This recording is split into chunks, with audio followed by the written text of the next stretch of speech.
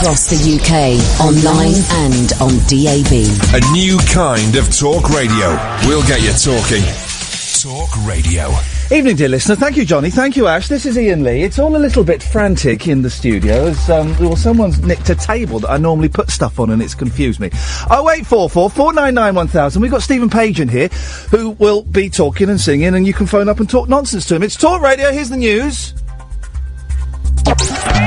Late night, Iain Lee on Talk Radio. We have ways of making you talk.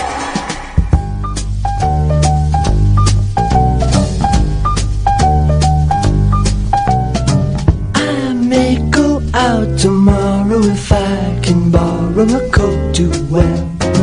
Oh, I'd step out in style with my sincere smile and my dancing bear outrageous, alarming, courageous, and charming. Oh, who would think a boy and bear could be well accepted everywhere? Was just amazing how fair people can be.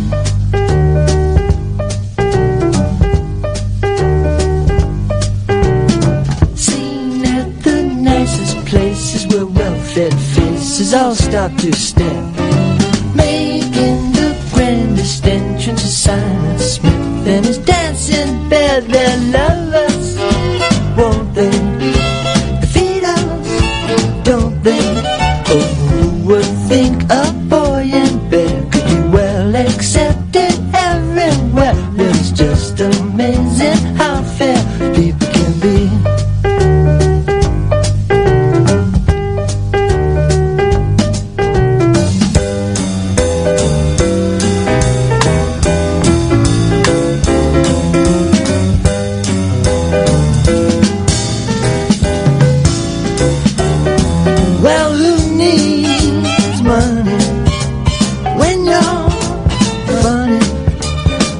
Attraction everywhere will be Simon Smith and his dancing bear. Yes, Simon Smith and the amazing dancing bear.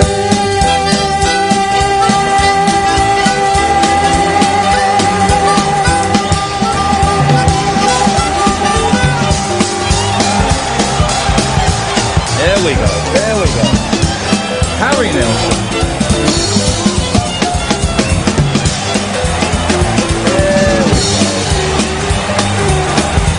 Then that bit kind of goes on for quite a long time, so I thought we'd... this is Iain Lee, this is Talk Radio, 0844 499 1000. We're joined by Stephen Page. Good evening. Thanks for coming. And that's all he's going to do tonight. That's it. I'm saying good evening. I'm sitting here with a guitar, and that's it. Here's the thing. When... man alive. I have to do the shorthand of who you are for some people who might not know who you are. The shortest hand is... it's been... That's my shorthand. And I always feel bad about mentioning, kind of the past stuff. But it's my life. Like it's 20 years of my life, 25 years. You've not been a Barenaked Lady for a long time, but that's how a lot of people will probably know you and be aware of you. We will talk about them a bit later on. And you're okay if people call in and shout abuse at us and stuff. That's fine. Is that okay? I'm used to it. It's just the same. It's my psyche just coming to life. 0844 499 1000. Oh, we'll go to Russell in a minute, who's we called in yesterday and we want an update from Russell. But you're here on holiday. Right. And you've come in, you got in touch and said, can I come on the radio? What, are your family annoying you enough? Or no, my family are great. I miss them. They're already back at the house. But, I've had so many fans for the last 7 years say, come to the UK. Yeah. And I've wanted to. And I've come on holiday before. Yeah. But haven't done any shows in the UK since I left BNL. I thought, I'm here, and I've been talking to you over the last few months. I thought, if I can at least come in and say hi to people, that would be nice. That'd be nice. Are you going to come and do some shows proper? And I know you've got a little thing planned for this weekend, but should we all? This weekend I was just talking about if I was just to show up in a park somewhere with a guitar. It's not a show. I'm not asking for money. I'm not trying to make an event of it. But I feel bad for people who've been invested in this for a long time, and I like coming here and playing. Let's see if anybody shows up. Do you know where you're going to do it? I'm looking at Saturday, probably around 1 p.m. I'm trying to decide which park to show up. Which park am I not going to get busted in? It's going to be in London, is it? Yeah. This is the thing. You can't have more than 3 people gathering before it becomes an event. Well, the Royal Parks say 40 people. Okay. So I was thinking of like, what was it? Like in Regent Park corner, kind of like, over west corner, southwest corner there. Something of Regent's Park, maybe. There's a nice bandstand in Regent's Park. I'm not going to do that. You're not going to go there. I'm not going to draw attention. It's more like under a tree somewhere. Okay, man. Yeah, good bit of kumbaya type vibe. Listen, I have brought my guitar in. I have restrung it and everything. Beautiful. Do you want to do a song? Have a request? Do whatever you fancy. I'm terrible with song names. Okay. The one off the new album that I really, really like. Does that help? I don't know which one that is. What's it about? Oh God, the Beatles one. The Beatles one. All right. The Beatles one. Jesus and the Beatles. You mean that one with all the Beatles references? Yeah. I love it. It's got lots of Jesus stuff too, so it might get kicked Beautiful, get you kicked off the air.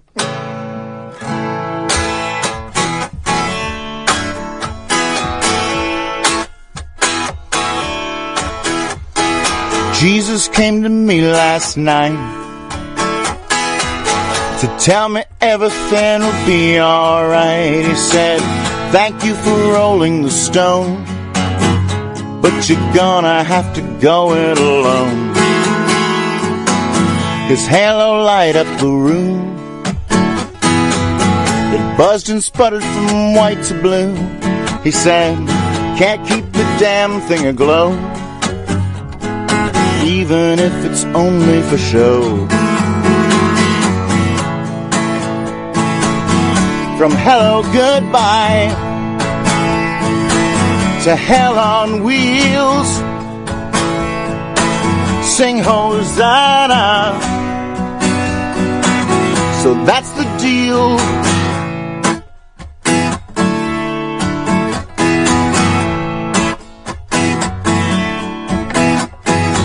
Well, it feels like I've been here before. You know what happens when God closes a door? Well, you think mortality's hell. He's boarded up the windows as well.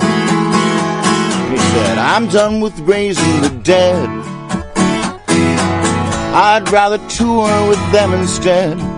But I waited too long for my wish. Jesus Christ, I'd settle for fish. Mother Mary,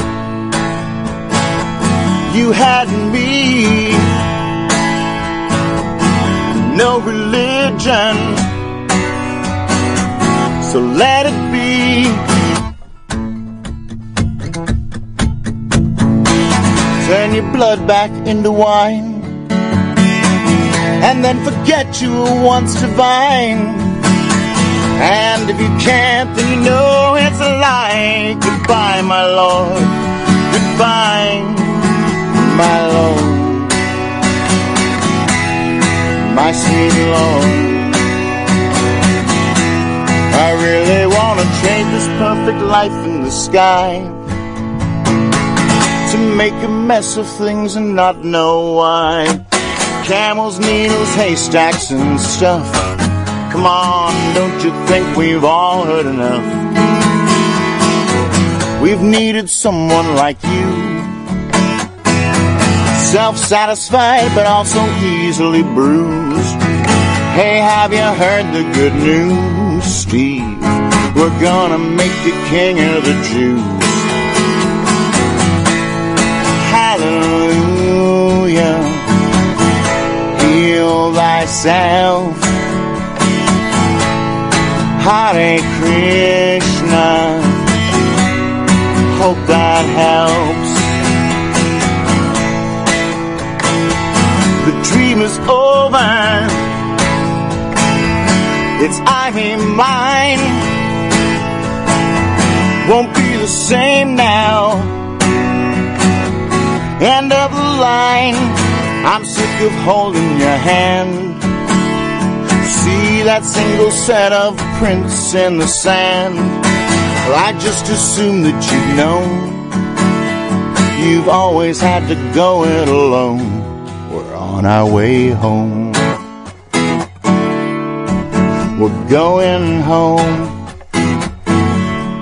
Better believe it.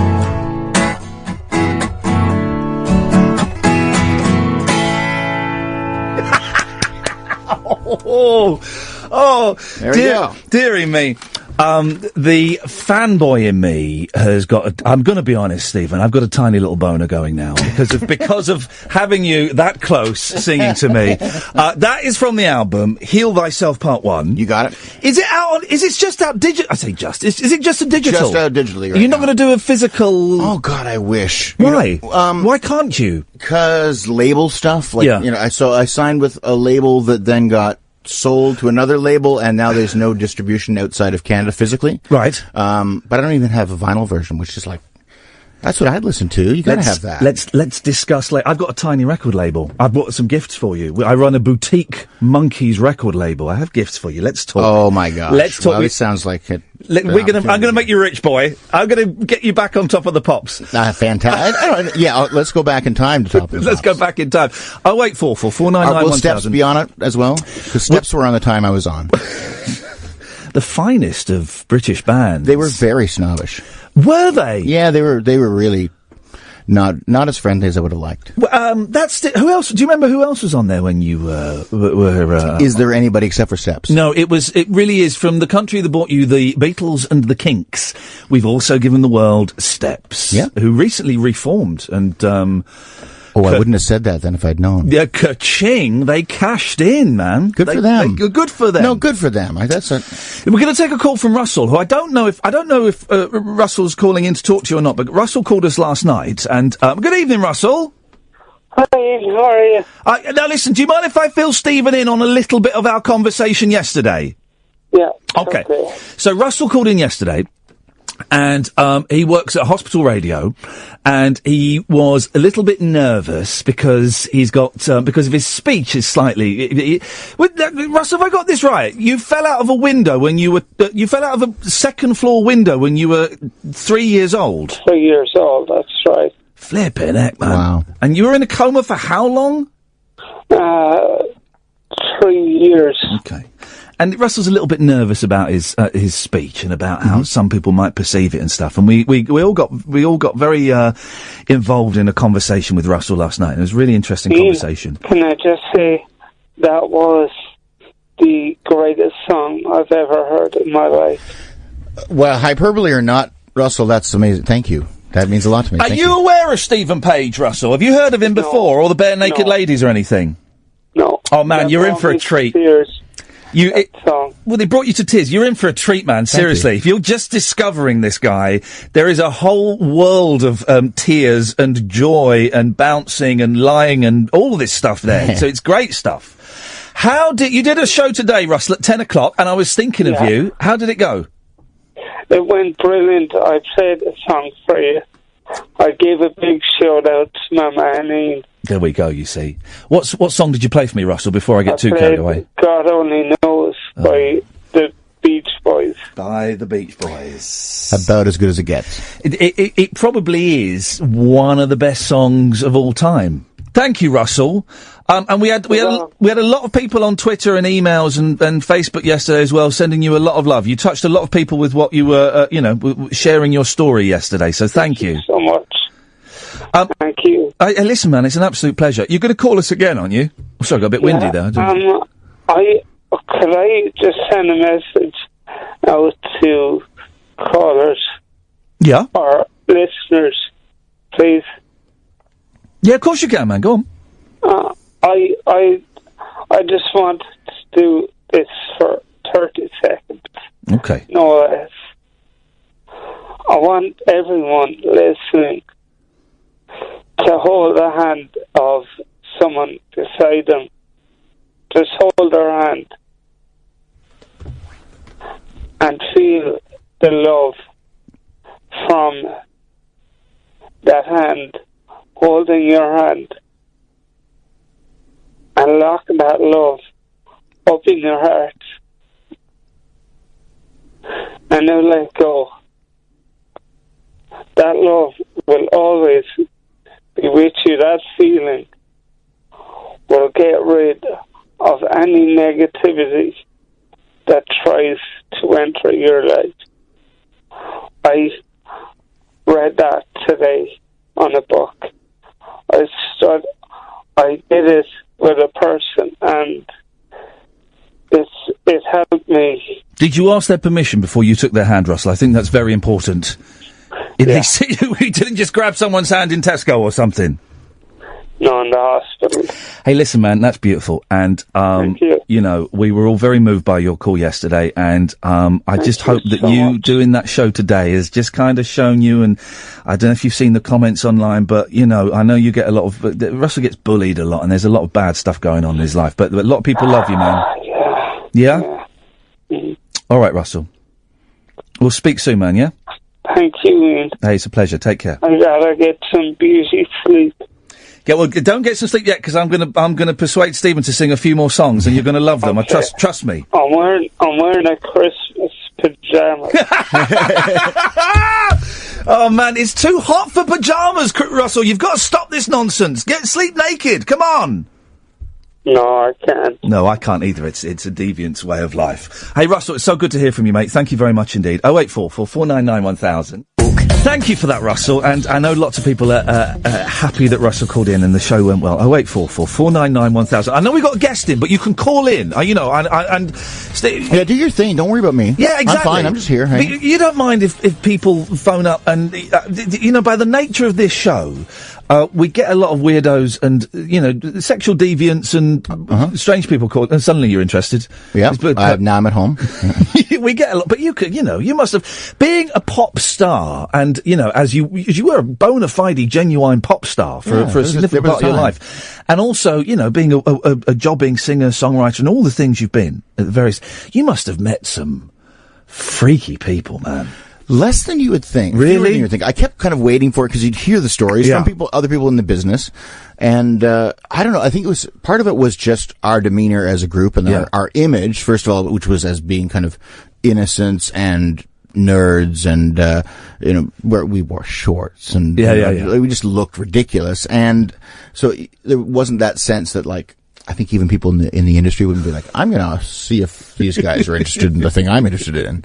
But yeah, you'd still meet weird people, but they were just fans. Like, you know, somebody who'd be standing outside the bus wanting to talk to you. So there was no Cynthia Plastercaster moments? No, and it's post-AIDS generation, right? Yeah. We missed a lot of that. You can still get for those who don't know, Cynthia Plastercaster in the 60s and 70s would go and meet the rock stars, and for some reason, I don't know how, probably drugs were involved, would persuade them to let her do plaster casts of their erect penises.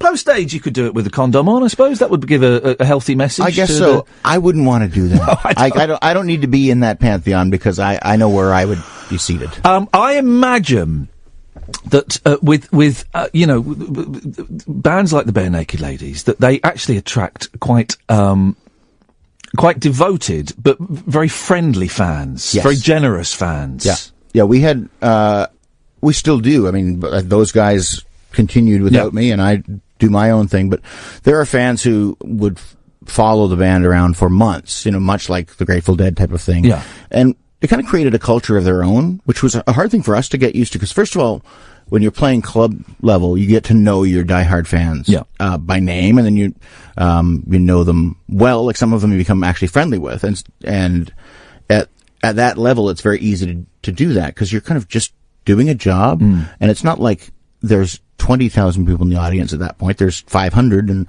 one of them happens to like the same books as you, and he brings you VHS tapes of Mystery Science Theater 3000 or something like that. Okay, we'll go for dinner next time I'm in town. Yeah. But then, as it gets bigger, we still always try to keep in contact with people, but their culture almost seemed to overshadow their relationship with us. Yeah.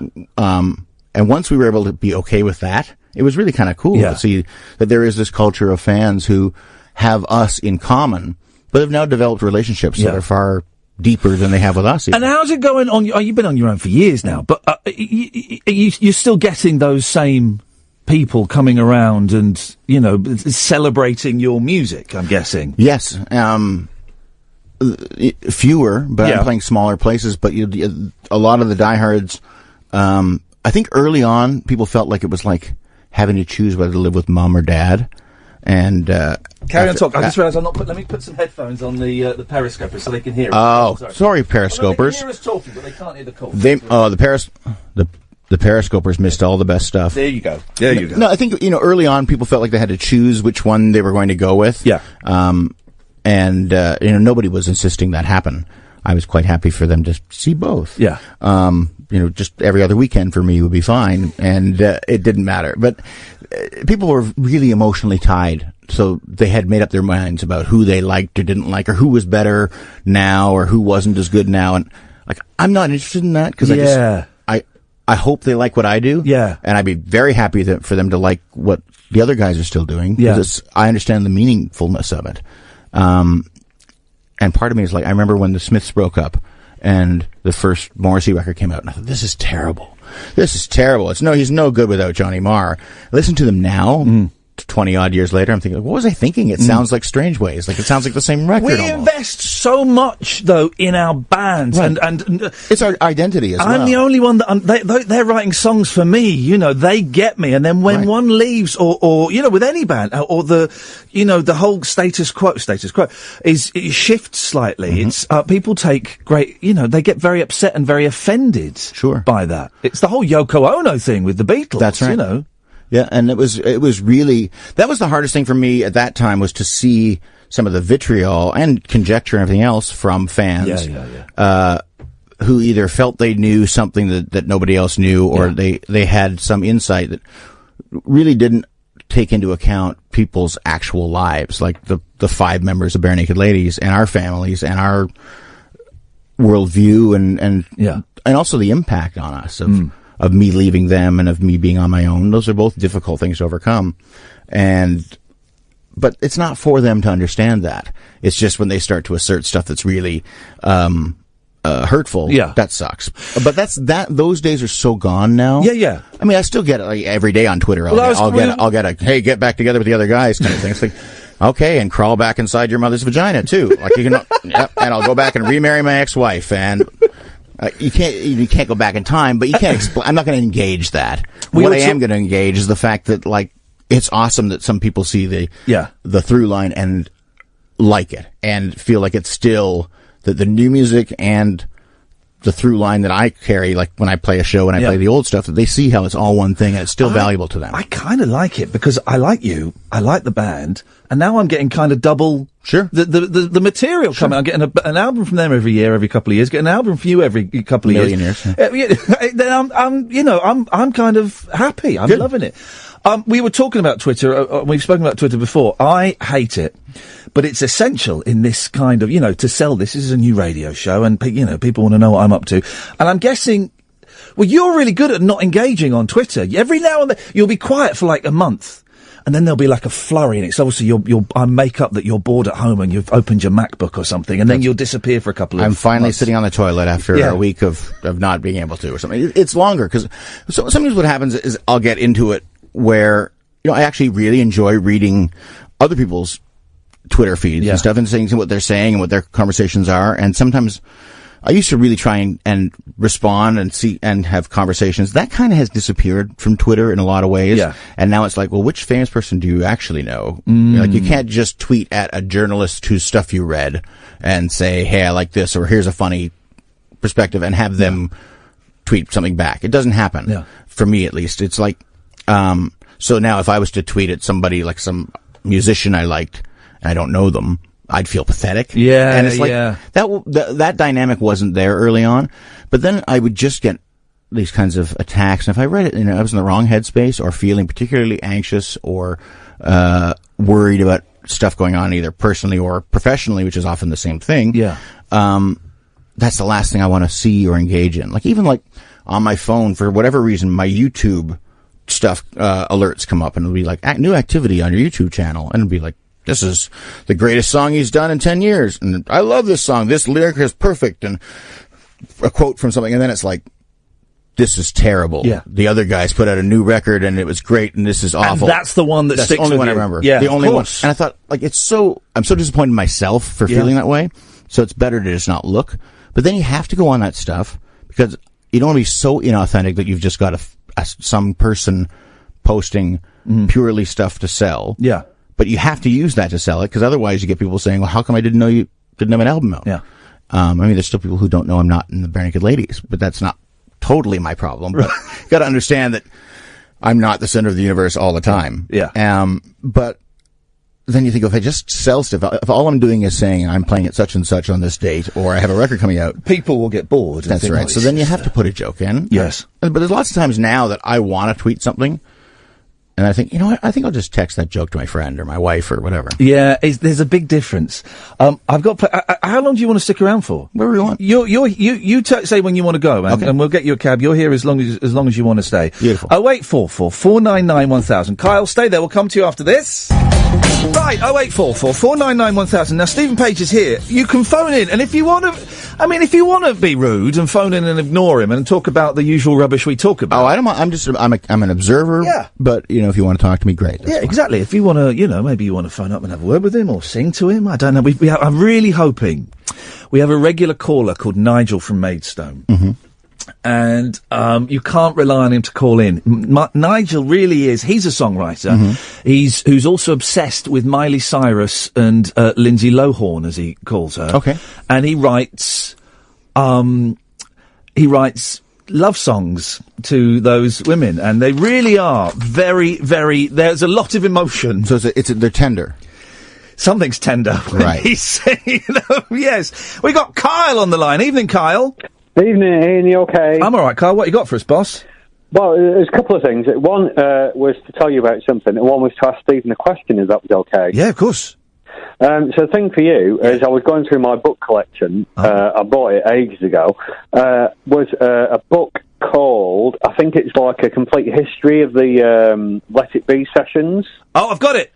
The Doug Sulfy one. Is it the one where it just it's really geeky, this book. It just lists, right, on January the 23rd, they did a 30-second take of Get Back, followed by 1 minute 22 of Good Golly Miss Molly. Is it that one? That's the one, yeah. And it's specific to Let It Be. Yeah, oh, yeah. Why don't I have this? This is the stuff I live for.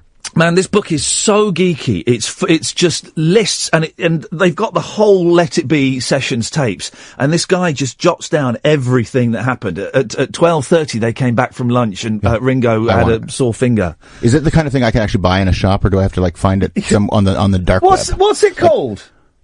Is it Sex, Drugs and a Slipping Image or something like that? Oh, that's not Doug Sulfy, I think. That's not the one that I know. Sex, Drugs and what? A Slipping Image, but that could be the name of a bootleg I've got. Yeah, Doug Selfie. Sulphy. Phy. Let's have a little look. That song, that first song you played is Get Back. The Beatles' Let It Be Disaster. You can get it for £2.84 on Amazon. Beautiful. You got to get it. All right. You're a Beatles nut. Yeah, aren't you? Virtually every line from every chorus of that last song was lifted from a different Beatles song. I was so pleased as I was listening to that for the very first time. And I suddenly, I see what he's doing. I shall relish this even more. A lovely Helen Wheels reference as well, which is a nice little solo thing. What did you want to ask Stephen, Kyle? Well, I was going to say, I didn't know, apologies, Stephen, I didn't realise you were from Canada and not America, and I've got friends in Whitby, Ontario. I know Whitby well. Yeah. Do you know his friends, Stephen? Can you pass a message to them, please? I do. I'm sure I know their friends.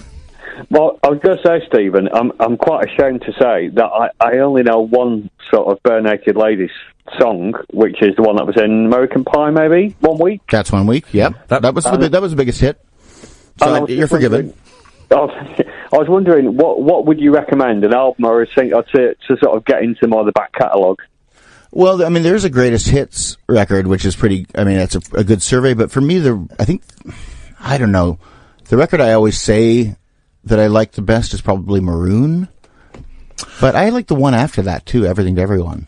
Now, isn't that funny? Because I was gonna say that Everything to Everyone is the one that I would recommend later down the list as an entree level. The thing is, I think you're right.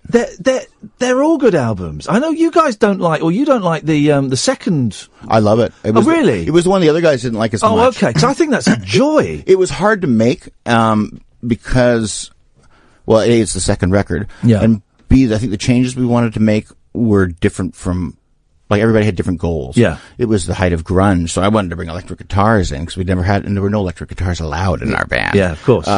So we had that kind of struggle, and then Andy Cregan, who was our keyboard player at the time, brilliant musician, but he was really, I think, struggling to find his place in the group at that point.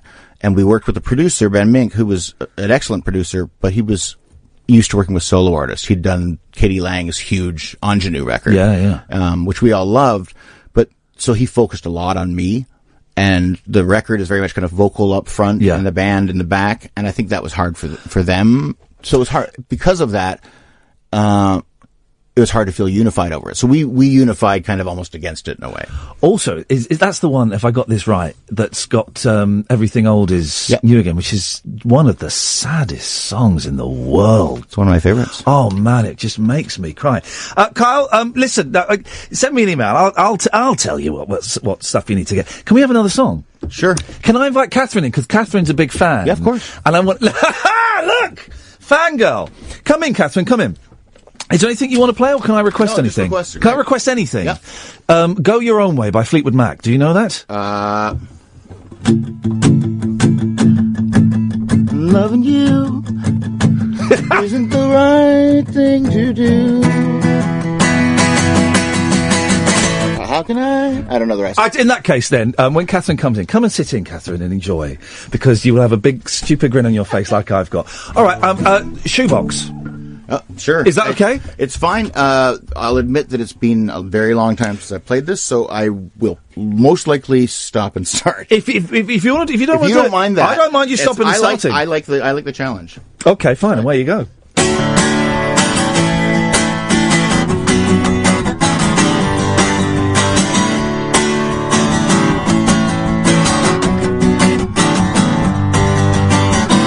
A key in the door.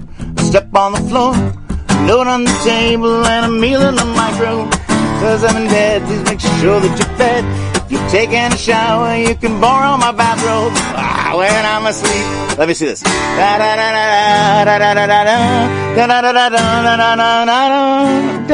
don't know what that one. Okay, I'll fake it now. 2, 3, 4. Hand in the door, step, a key in the door. A step on the floor, a note on the table, and a meal in the micro. It says I'm in bed, please make sure that you're fed. If you're taking a shower, you can borrow my bathrobe. And when I'm asleep, I'll do me moving next week. I sent them a note and said to put inside my shoebox. A shoebox of lies. There's supposed to be a second verse, I can't remember the words now.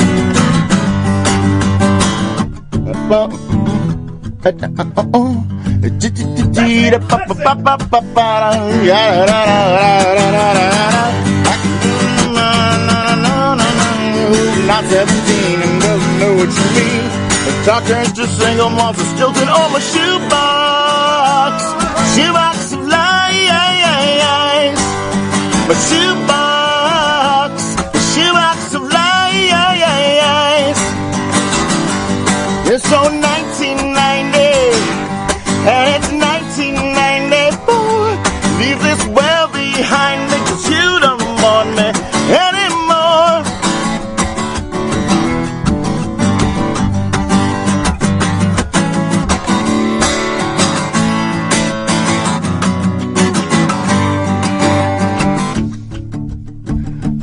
Okay, now it's the last verse, and I can't remember the words, so loving you isn't the right thing to do. How can I? Something else I love. Did somebody tell you this is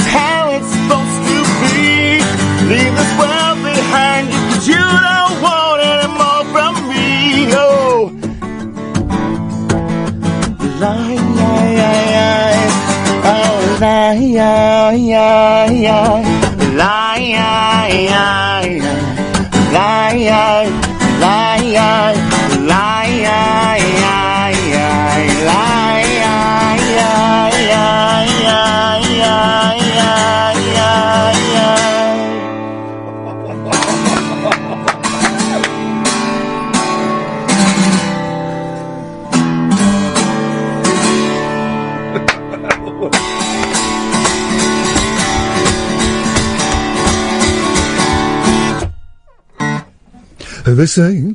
Oh, isn't that wonderful, huh? Isn't it? I've got a massive grin on my face. I knew it was going to go like that. I knew it was going to be a disaster. I didn't notice anything. I just forgot the words and the chords. Wait, the notes. No one saw that. No one heard that. Pro, you see, just carried on. Absolute professional. Let's have a quick break. To entertain. Talk. Stephen Page is here. If you want to call in, you're more than welcome to. 0844 499 1000. What are you listening to at the moment? What gets you going? Oh man, as an old guy, it's weird because I still feel like there's a lot of artists that I love that I still haven't digested or understood everything they did. Yeah. And my appetite for new music or new artists comes and goes. My wife is 10 years younger than me. And when I first met her, like 10 years ago, that was one of the most amazing things was she's a passionate music fan, but she's got her group of 10 artists that she knows everything about and knows every note of their music. But it turned me back on to like finding new artists, and that like buoyed me for quite some time. But now I've got all those artist records to go. So for instance, like one band, American band that I really love is a band called Ockerville River. A guy named Will Sheff. Right. Really, really great songs.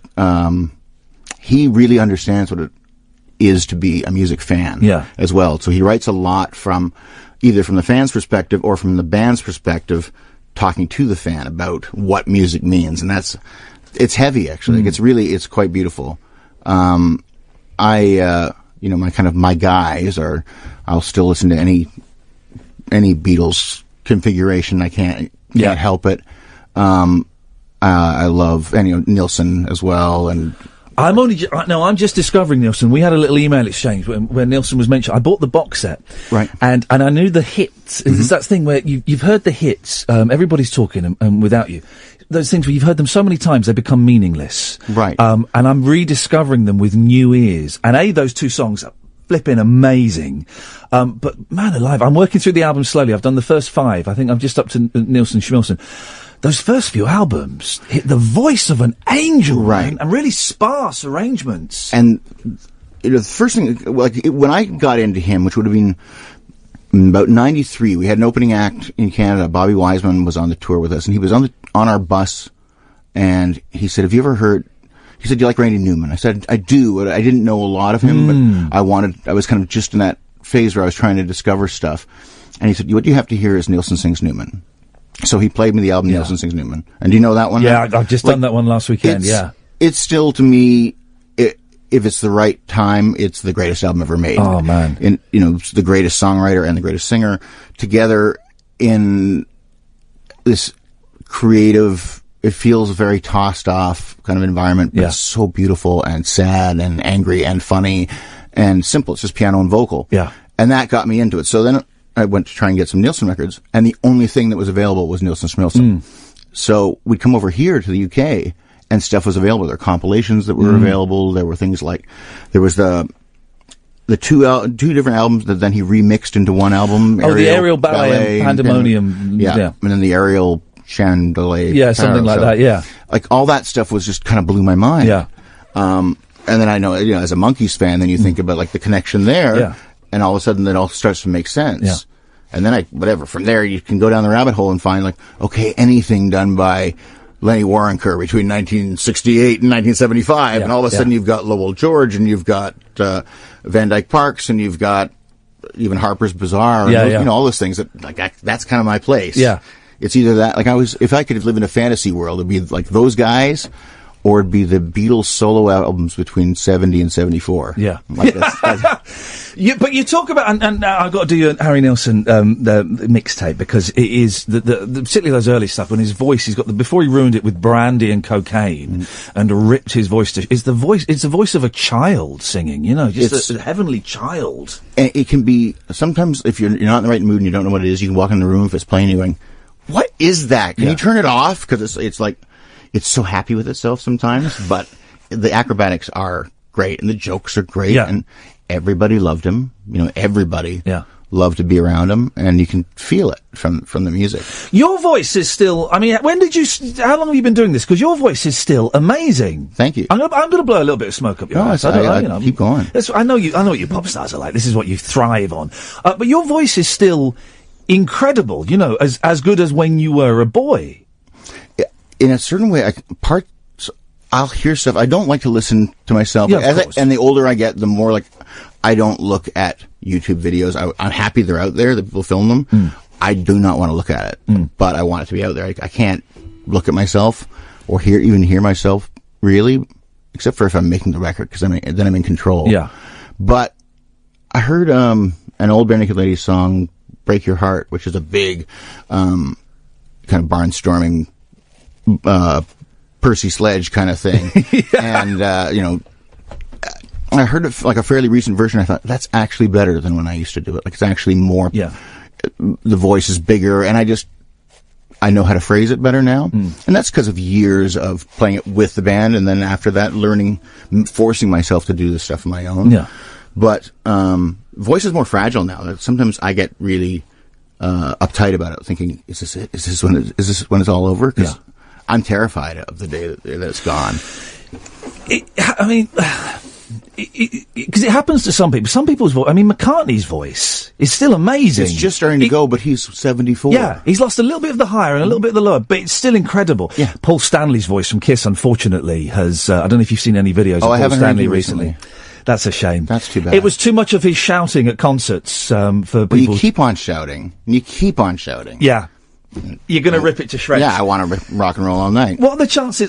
Party every day, which is the most sustainable lifestyle, is it? Not a sustainable lifestyle. When I was a kid, I didn't understand him because he was the love guy, and it was like, ew. Yeah. That's, ew. Who wants the love guy? I want the space guy. That's for girls. Yeah, I want the space guy. Or the monster. Or the cat. Right.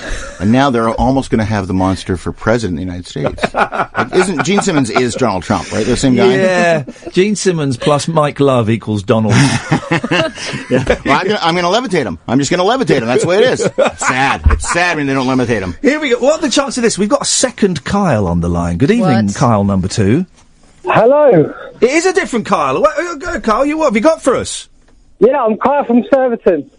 That's fantastic. Well, we'll all pop round after the show. Now we know where you live. Can we just call you Kyle? Why not? What do you want to say, Kyle? I'm a half Cockney, half Canadian, and my uncle's a massive fan, and I'd like to hear if I had $1 million. He's coming with. Hang on a second. He's straight in with a request. The radar, and he's coming with requests.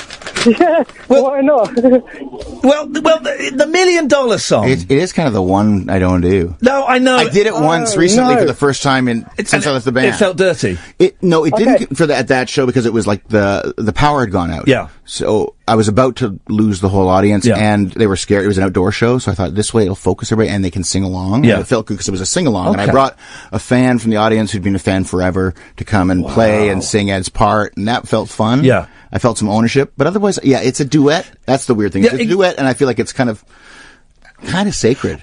No, and I respect that, and also I respect the fact that you don't mind doing Barenaked Ladies songs, because there are some artists who, when they go solo, no, I don't do those anymore. I understand why that is, because you want to separate yourself. Yeah, God, you wrote the songs and you played them, and who better to sing them? Kyle, I'm going to get you out of this. Don't you worry. Can we have alcohol? Hang on a minute, Carl. I'm going to get you a good one. Only thing is, here, let's.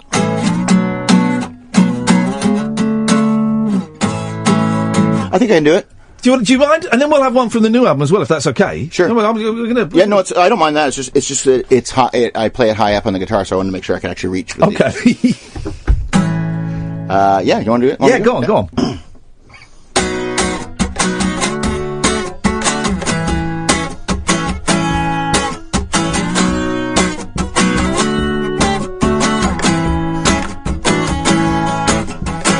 Alcohol, my permanent accessory. Alcohol, a party time necessity. Alcohol, alternative to feel like yourself. Oh, alcohol, I still drink to your health. I love you more than I did the week before. I discovered alcohol.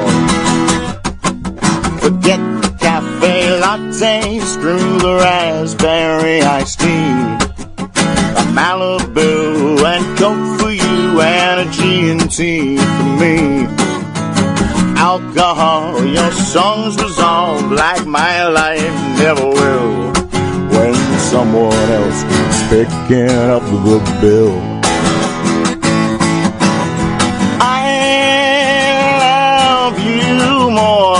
Than I did the week before. I discovered alcohol. Would you please ignore that you found me on the floor, trying on your camisole? Oh, alcohol, would you please forgive me? Why can't I love myself? I'll use something else. I thought that alcohol was just for those with nothing left to do. I thought that drinking just to get drunk was a waste of precious booze. But now I know that there's a time and there's a place where I can choose to walk the fine line between self-control and self-abuse.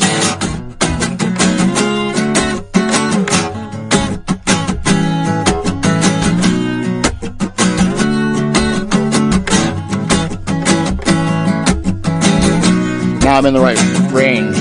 I usually play this 2 frets higher. So I keep hitting the wrong fret. I love you more than I did the week before. I discovered alcohol. And would you please ignore that you found me on the floor, trying on your camisole? Oh, alcohol, would you please forgive me? While I can't love myself, I'll use something else. Oh, would you please forgive me? Oh, would you please forgive me? Forgive me, yeah, yeah. Oh, would you please forgive me?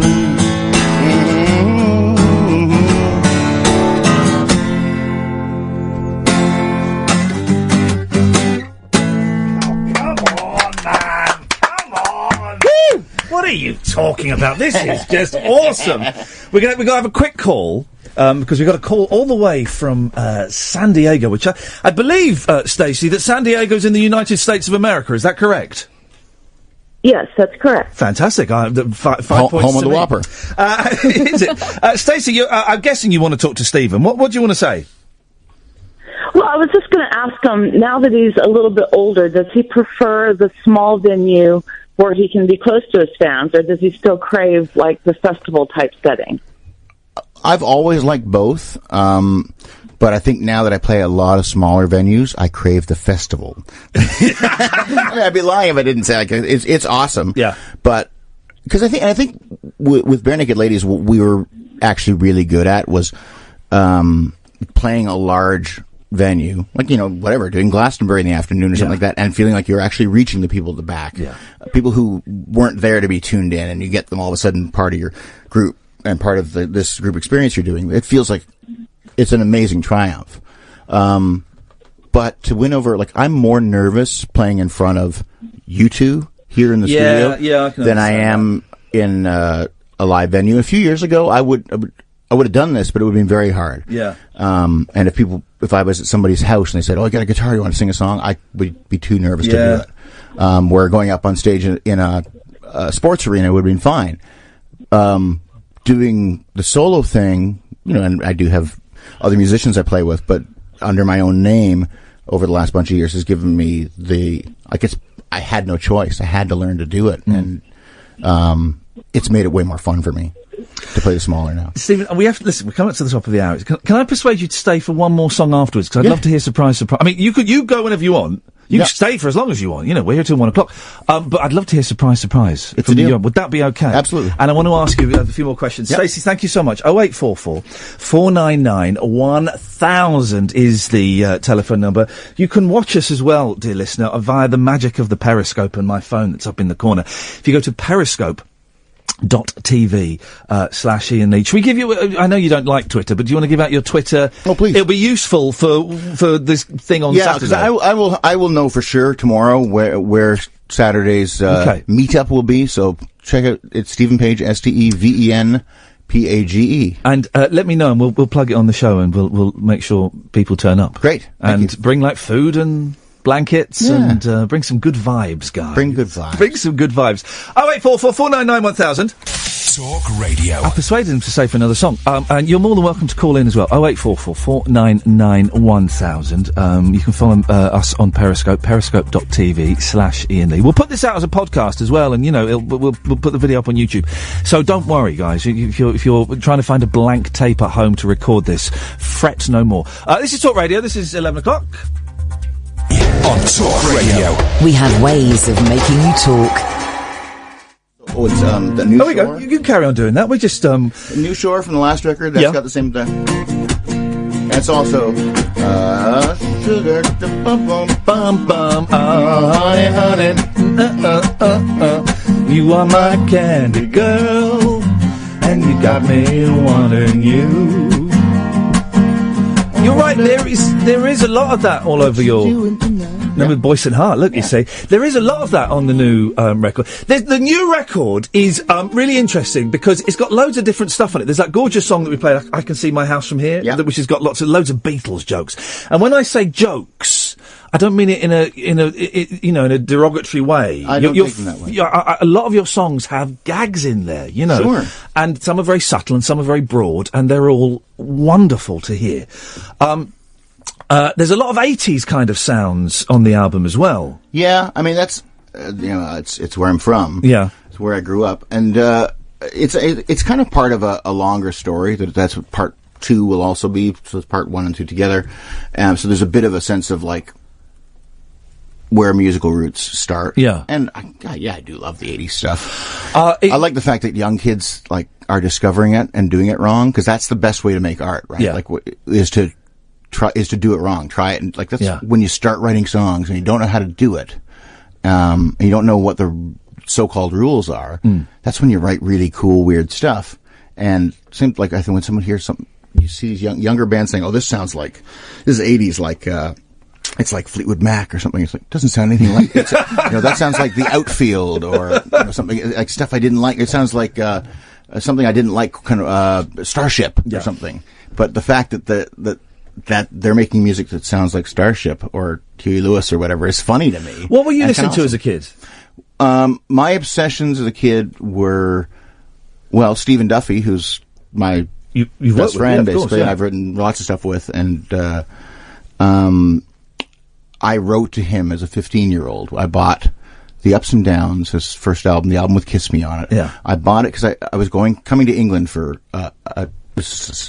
I was 15. I'm still embarrassed. It was a choir tour. I was touring. Oh, that's beautiful. I know, it is awesome now. Especially since I have teenage kids. It's like, this was so great. So we walked past Westminster Abbey yesterday, and I'm like, I sang there when I was 15. Wow. And we toured all over the UK. And I've got a bootleg recording of it somewhere. I think I do. I think my parents do. But I wrote to him after that, just saying, because I bought this tape to listen to my Walkman for the trip. Yeah. And so it became the soundtrack to my life that summer. It was that and the Smiths' Hatfield Hollow in the summer of '85. And I wrote him this letter, and for whatever reason, he wrote me back. Did he really? Which is weird. And I've asked him since, like recently, like, why did you do that? Like, and it's pre-internet, so it takes time. You take a pen and paper, and I wasn't like a girl. Yeah. It was a 15-year-old boy from Canada. Good for him. Yeah, and he just said, like, he doesn't know, but he knew there was a connection. Did he not normally do that then? There was some and that's kind the of, thing is, he said he probably didn't that much. Isn't that funny? I would send him stuff as I started doing other things like writing music. And initially, the music I was writing before I met Ed with Barenaked Ladies, I was writing with another friend, and it was a little bit more indie-ish in that, like, kind of going for Violent Femmes or maybe the Jazz Butcher or something like that, like kind of English indie acoustic stuff. And he really liked a lot of what we were doing then. And then I started writing poetry chapbooks when I was in university, and he was really encouraging of it. And then we just were friends. Like, he invited me to come and hang out with his band while they were rehearsing. How cool is that? And it's like, I would never do that, even though I'm not a jerk to fans, but I can't imagine inviting some kid you'd never met to do that. And then eventually we started writing together and became super close. But he was, my hero. I was also a huge Paul Weller fan. Yeah. And like I said, Paul Weller didn't reply to any of your letters. What a git. I didn't write him. Oh, okay. I knew he wouldn't reply. Yeah. Although, he was actually a good sport. We once did a festival, and we had Ed and I had bought some figurine of a NASCAR race car driver. Yeah. Because it was cheap in an airport, and we thought it was funny, and we were doing the Amelie thing with taking pictures of it, but just really stupid ones. So backstage, we went into Cypress Hill's trailer and asked them, would they have their picture taken with, we called them Country Time, because they had a Country Time lemonade jacket on. We didn't know anything about car racing, so we don't know who the guy is. Yeah. Any race car fans will go, oh yeah, Country Time, that's so-and-so, but I don't know. Cypress Hill loved it, so they're all, blowing smoke around it. We take a great picture. Cypress Hill! And then we go up to Paul Weller, and he's sitting there and looking spectacular and perfect. Yeah, and, of course. And we said, would you take a picture with Country Time? And he said, oh, sure. And he looked very intently at it, held his chin, and stared. Noel Gallagher was next over to him. And he said, Ed said, I'm Ed from Barenaked Ladies, and the band from Canada. He goes, oh, yeah, the fried chicken band. Chickadee China thing, yeah, whatever. I said, can I take a picture of you with Country Time? No, I don't do pictures. Oy. Well, Paul Weller just has a picture taken. And he said, no, I don't care. And he said, well, would you consider an oil painting? At which point, Noel Gallagher walked away, so we didn't get that. I thought that was a pretty good try. We've got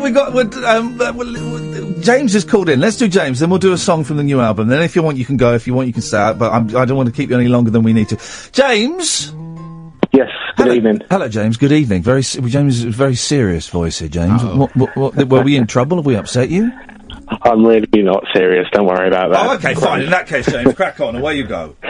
No, it was basically a call about nothing. I just wanted to call and say hello to Steve and just say, I'm 25 years old. You were going with the band before I was born, but I discovered you when I was about 13 years old, and you've become a huge part of my life, both with the band and, your albums. Page One was a fantastic album. Absolutely loved it. The new one is great.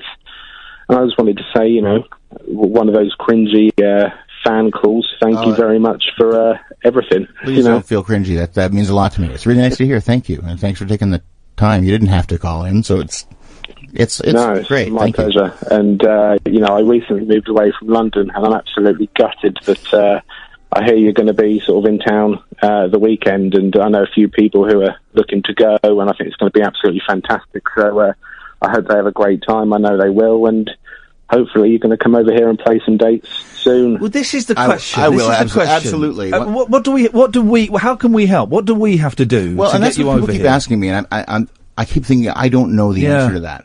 Like in in America, there's this. I don't think they do it as much over here. The house concert phenomenon, is there something? No, they don't. It's kind of some people do it. Some stand-ups have done it, Right. but it's kind of where basically you go to someone's house and you say, right, on Saturday I'm going to be playing at Tracy's house, and she can invite as many people as she wants. Well, in America, it's become quite a big thing, especially with kind of singer-songwriters, one or two piece units.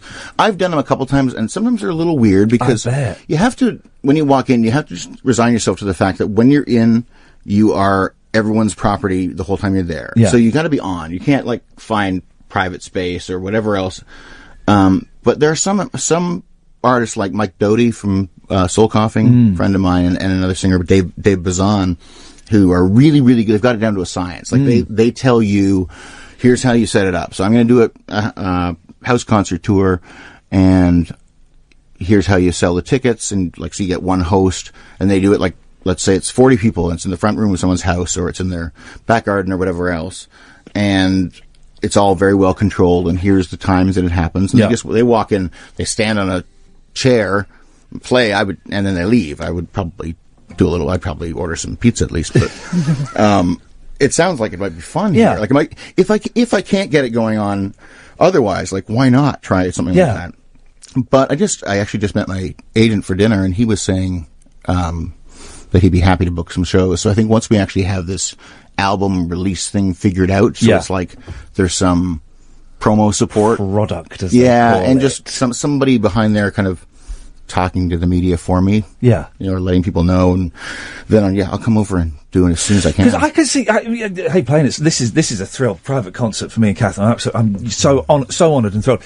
And playing in someone's house would be amazing. I can see you playing at somewhere like the Union Chapel, though, and drawing a crowd, and that would be a perfect venue. That's a venue I've had a few people mention. Yeah. Which would be great. Have you seen it? I've never seen anything in there. I've heard stuff recorded there, but stunning. Have you been in the Union No, I Chapel? haven't. It's an old chapel, and it's incredible. And I was lucky enough, I got to see Elton John there, bizarrely, when I was working at Absolute. We were sponsoring him. I've seen Nesmith there, and it's just the acoustics, and for this kind of, where the lyrics are so important, the acoustics are just incredible for something like that. And it's not, it's was it 400, 500? You could fill that. That'd be great. You could fill that easily. James, he's going to play another song for us now, and you can imagine the grin on my face as he's doing this. I can see the grin on your face on Periscope. Don't you worry. And it's the same grin on my face in my living room, It's good, so, isn't it? it's just awesome. Well, nice one, James. Thank you, mate. Thank you for calling in. 25. When people say, you guys were starting before I was born, that must be an odd feeling. But a good one. When it first started, it was weird. Yeah. Because when you're, for us, we had the biggest peak of our success was kind of 97 to 2002, let's say, in that kind of range. And you feel like you're young. And I think everybody has it in whatever career they're in. They feel like they're still the young guy on staff, the young guy in their department. And all of a sudden there's someone who says, when Nelly Furtado walks up to you and says, we now look at Nelly Furtado and think, oh yeah, that's 10, 15 years ago or whatever. But she says, we listened to your tape on my school band trip to Salmon Arm, BC when I was 12, and thinking, I felt old at that time. But now to have people come up and say, my parents listen to your music all the time, and it's an amazing thing. That stuff gets passed down, or if they just discover you on their own. Yeah. And I see kids who are younger than my own kids sometimes, who are really rabid fans, and they've figured it out and they connect with it. And it's lasted. And you mentioned Nelly Furtado, and you mentioned Cypress Hill, and there are a lot of acts throughout the history of pop. Pop is transient, of course, and disposable, that haven't lasted, that haven't been passed down and stuff. And your music has. That must be a warm feeling. It is a great feeling. They survived. We always got kind of dismissed. We were never critical darlings. We always kind of thought we probably should be, because we weren't we weren't the straight up pop group. And we had been around and playing for so long before we had 1 week as the kind of huge smash hit. Yeah. That we were very confident in what we could do, and we had a strong fan base who believed in us. But I think that there's the famous quote from David Lee Roth about Elvis Costello, where he said Elvis Costello, the critics all like Elvis Costello because he looks like them. and that was kind of his jealous remark about that. It was almost the other way around with critics. By the time we were around,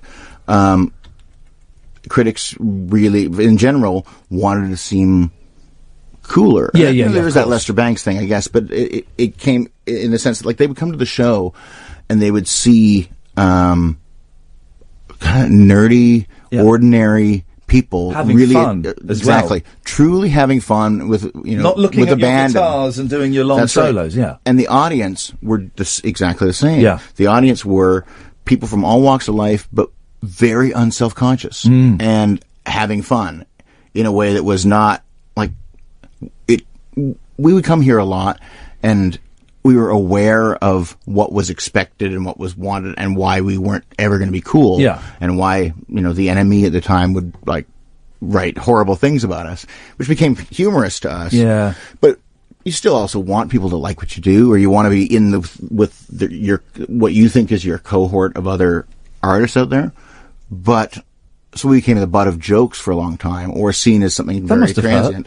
It hurts, but the fact that we could still play an arena or a large theater without anybody in the mass media really caring, it made it feel great, because at the end of the day, we got to go out and do that. For me, I heard the last little the chorus of Brian Wilson on the radio, and it was like, what the... Because I'm a huge Beach Boys fan as well. It was like, what the hell is... And then I heard it again. It was on Capitol. Imagine, they've been playing on Capitol, Brian Wilson.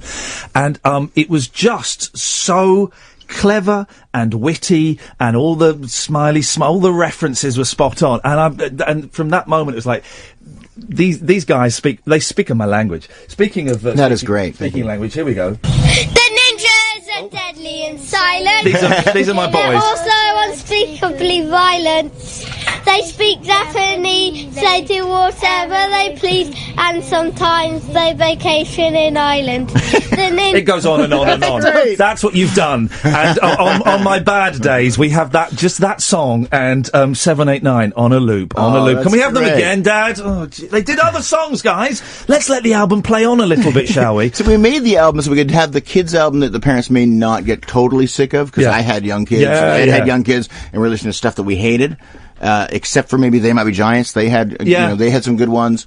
We thought let's add to that, but then of course they'll beat you down every time. Oh, totally, man. The kids will find a way to annoy you regardless. Do you want to give us another song? Pick anyone off the new album that you want to do. Well, we were talking about Surprise, Surprise. So I'm happy to do that. Yeah, beautiful. I was thinking about one of the other songs you talked about. Oh, the Brian Wilson. Yeah, that doesn't matter. Who cares about that one? Who cares about that one? We want to hear the new one. All right. Surprise. Whoops. It's in this chord. I was going to play Brian Wilson.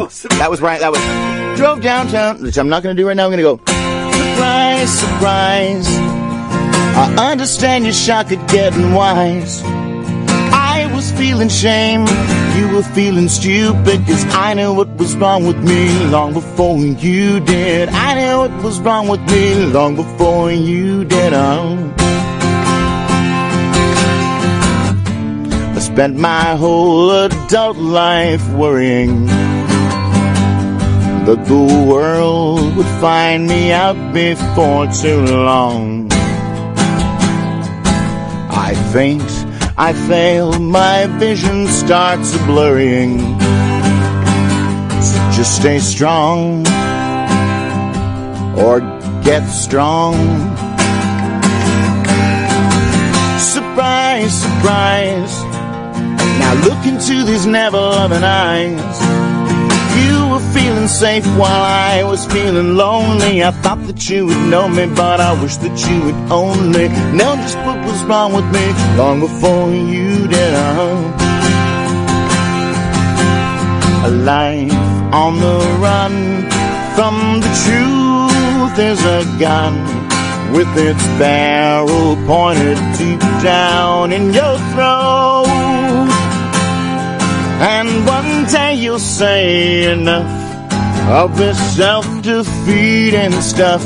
One false move, and that's all she wrote.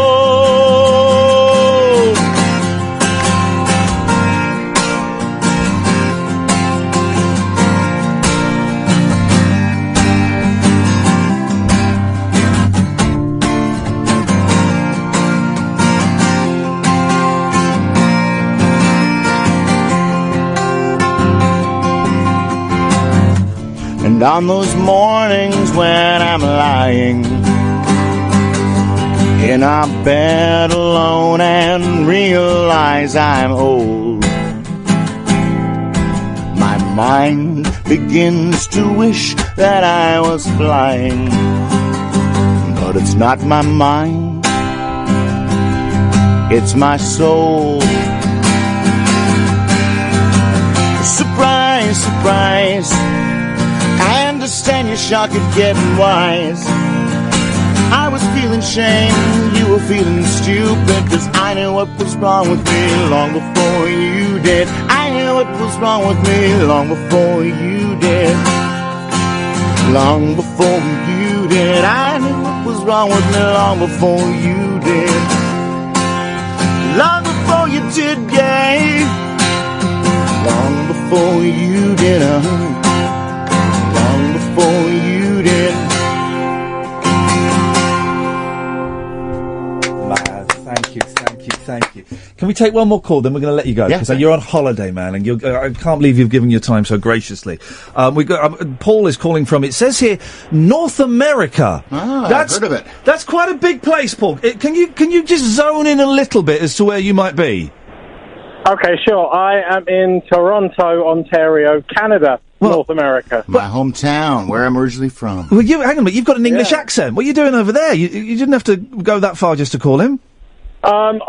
I can't tell you. I'm undercover, and it's a need-to-know basis. Wowzers. Okay. Wow. This is a top MI5 agent. Have you ever heard of Camp X? No. That was that's where Ian Fleming trained and stuff. It's just outside. It's actually just near Whitby, where the other guy called Oh, from. my God! It's a conspiracy! We'll get the Flat Earthers calling in again in a minute. I actually live in Burlington. Do you know Burlington? I do, home of the spoons. I'm assuming that's a team of some kind, not just spoons. No, it was a synth pop band of the 80s. Was it really? Yeah. I don't know them. They were Canadian synth pop. Can I just say, by the way, guys, I'll come to you in a second, Paul. I've just mentioned Flat Earthers because we've had a lot of people phoning in recently who genuinely believe it's awesome. The Earth is flat. Imran's calling in. Oh, good. I missed it. I was away for it, but I hear I it's love this spectacular. stuff. And this is welcome to the world now. Yeah. It's just whatever you believe is enough. We've crossed 11 o'clock and we've entered into the world of the Flat Earthers. Go on, Paul. You can. I'll shut up. Yeah, well, I just wanted to ask Stephen something quick, because I work in Toronto, I'm quite often bored on my lunch break, so I wanted to know if you knew of any good used record stores, that's reasonably quick and easy to get to from, let's say, Kingham Bay.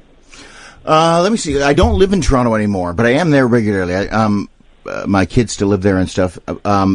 I wrote the song Brian Wilson about taking my parents' car from the suburbs down to Sam the Record Man, which was at Yonge and Dundas, very close there. It took me years to realize, after coming to London and going to Rough Trade and Tower Records here, or going to New York or whatever, I'd go back to Toronto and realize that it was the best record store in the world, and it's gone now. Yeah. But there's I was lucky to get there. I made it there before it closed. Well, check out there's Soundscapes on they're on College, right? And then that's a great record store. There's a couple right on Queen West, just west of University, right? Is it Cops that's there? I think I keep disappearing, so I don't know what's still around. But there's a couple in a row there on Queen West of University on the south side. That would be the closest to you.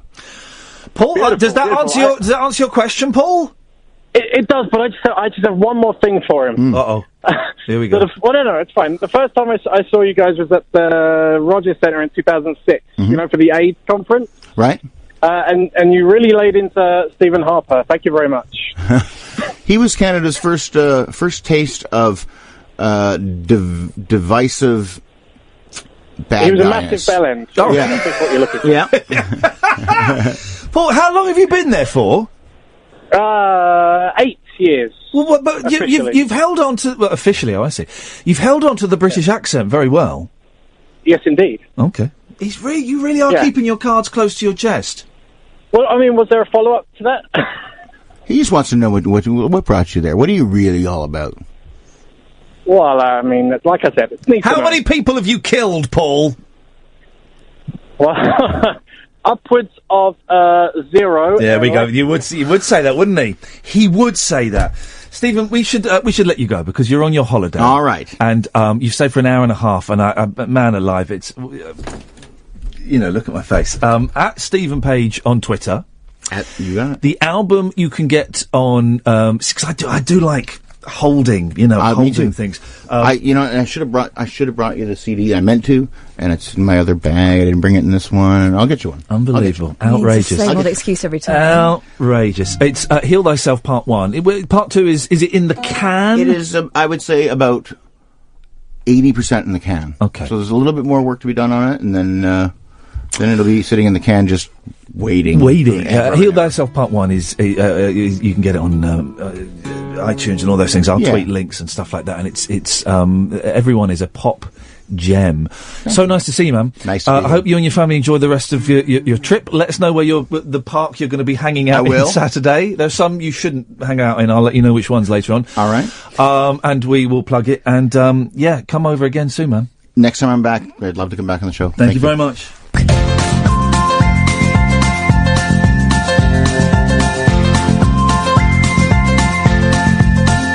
There's a voice that keeps on calling me down the road. That's where I'll always be. Every stop I make a new friend. Can't stay for long, just turn around and I'm gone again. Maybe tomorrow I'll wanna settle down. Until tomorrow I'll just keep moving on down this road that never seems to end. When new adventure lies just around the bend. So if you wanna join me for a while, just grab your hat, come travel light, that's hobo style. Maybe tomorrow I'll wanna settle down. Until tomorrow, the whole world is my home. So if you wanna join me for a while, just grab your hat, come travel light, that's hobo style. Maybe tomorrow I'll wanna settle down. Until tomorrow I'll just keep moving on.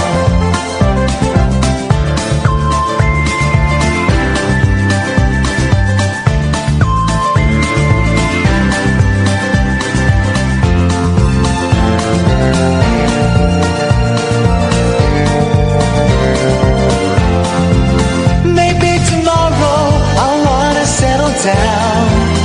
Until tomorrow I'll just keep moving on. There's a world that's waiting to unfold, a brand new tale no one has ever told. We've journeyed far but you know it won't be long. We're almost there and we paid our fare with a hobo song. Maybe tomorrow I'll wanna settle down. Until tomorrow I'll just keep moving on. So if you wanna join me for a while, just grab your hat, come travel light, that's hobo style. Maybe tomorrow I'll find what I call home. Until tomorrow, you know I'm free to roll.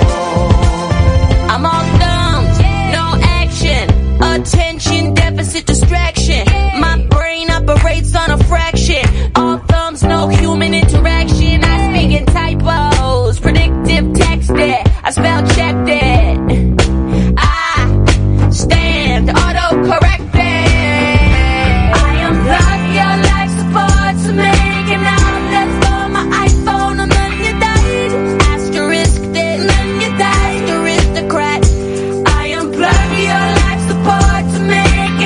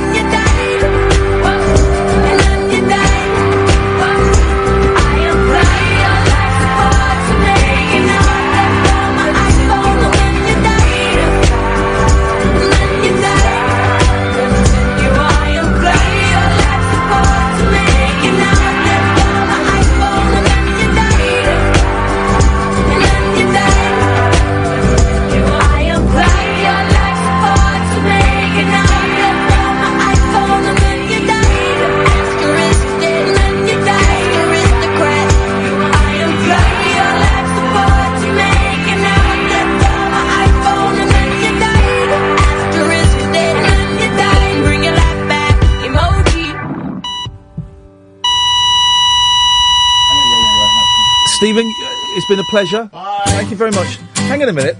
He's stealing my guitar. Oh, yeah.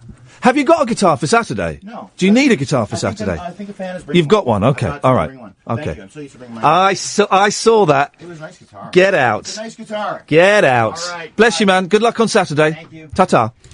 There we go. Stephen Page, ladies and gentlemen. How cool was that? Got my little signed CDs. Got my signed CDs. I'm all sorted. Well, we'll crack on with the show, shall we, dear listener? 0844 499 1000 is the telephone number if you want to give us a call. And it's always weird, kind of, gosh, that hour and a half flew by, didn't it? Didn't it? Wasn't that fun? And we're getting so many nice texts, and I've not even looked at the Twitter, but so many nice texts and things. So thank you. We had lots of listeners from all over the world. Is the cab here? Is he going to be? It's on its way. Okay. Ridiculous. 0844 499 1000 is the telephone number if you want to give us a call. It's always strange kind of picking up the show after a guest has been and gone because, you don't really know where to start. So we'll just kind of start by sitting and waiting for some phone calls. Let's wait for some phone calls.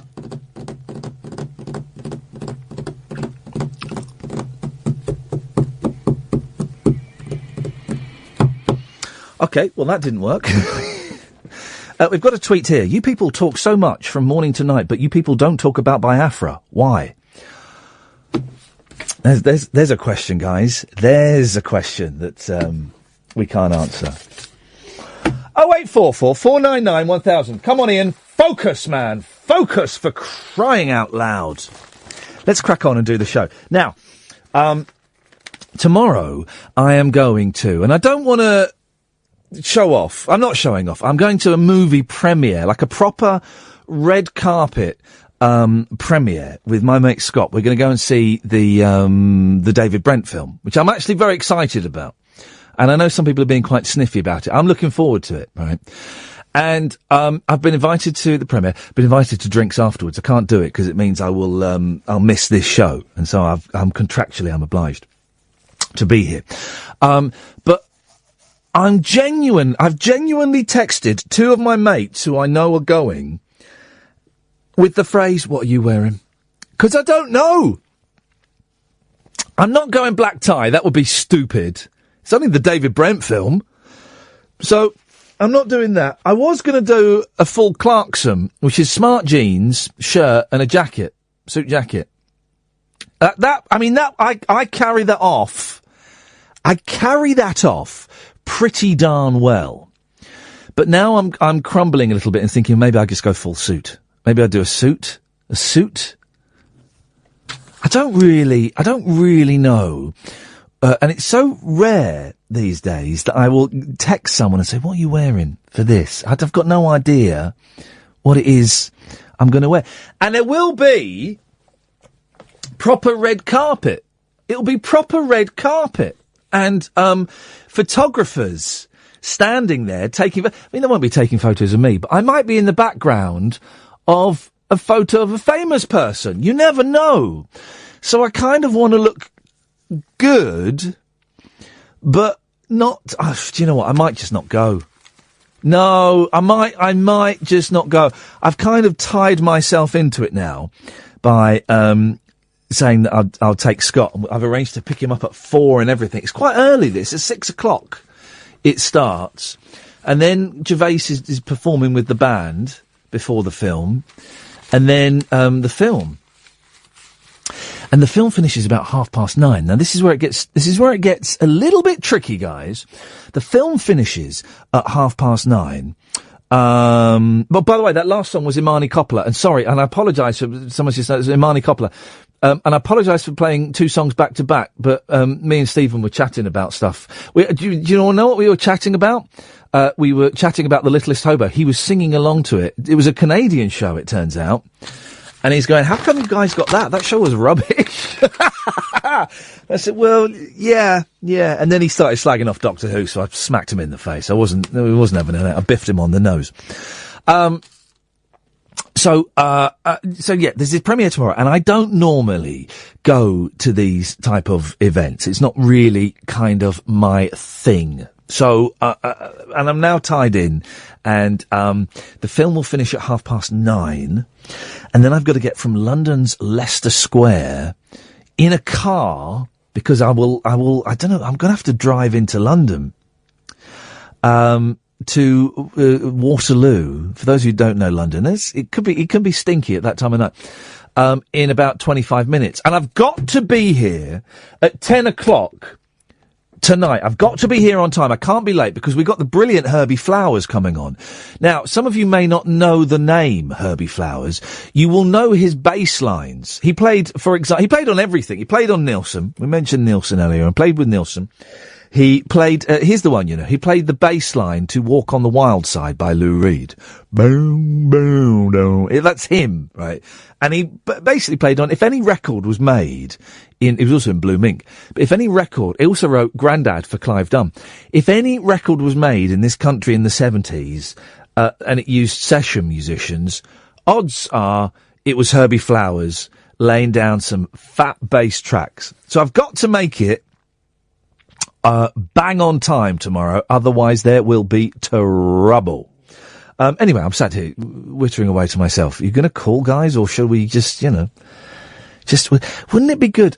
I'm guessing we have an emergency tape here. There is technology. Well, no one knows. I'm worried that it'll be here all night.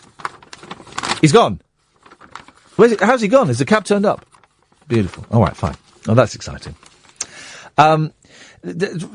Emergency tape, for those who don't know, guys, if there is a silence on radio stations, generally it's about 30 seconds. If there is silence, then an emergency tape will kick in, and that will normally be something like the best of Steve Allen. Something that will alert people that something seriously has gone badly wrong with the radio station. And I wonder, here's what I'm thinking, right? I wonder if we've got an emergency tape here, because wouldn't it be nice to do a show? We can't really do it until we know about the emergency tape, because no one here would know how to override it if it kicked in. But if there wasn't an emergency tape, wouldn't it nice to do a show where you just silent for 5 minutes? So I don't have to fill in all the gaps, and I could just be 10 minutes, and then if I thought of something to say, I'd say it, and then if a call came in, we'd take it, and it was just long, awkward silences for minutes on end. Wouldn't that be awesome? That's tomorrow's project, to find out if there's an emergency tape. And also tomorrow's project is to find out how we can utilise the little area downstairs, the performance area, so that we can invite a crowd in. I want to do it while it's still kind of summerish, if we can. Right, come on, pull your finger out of your arses. 0844 499 1000.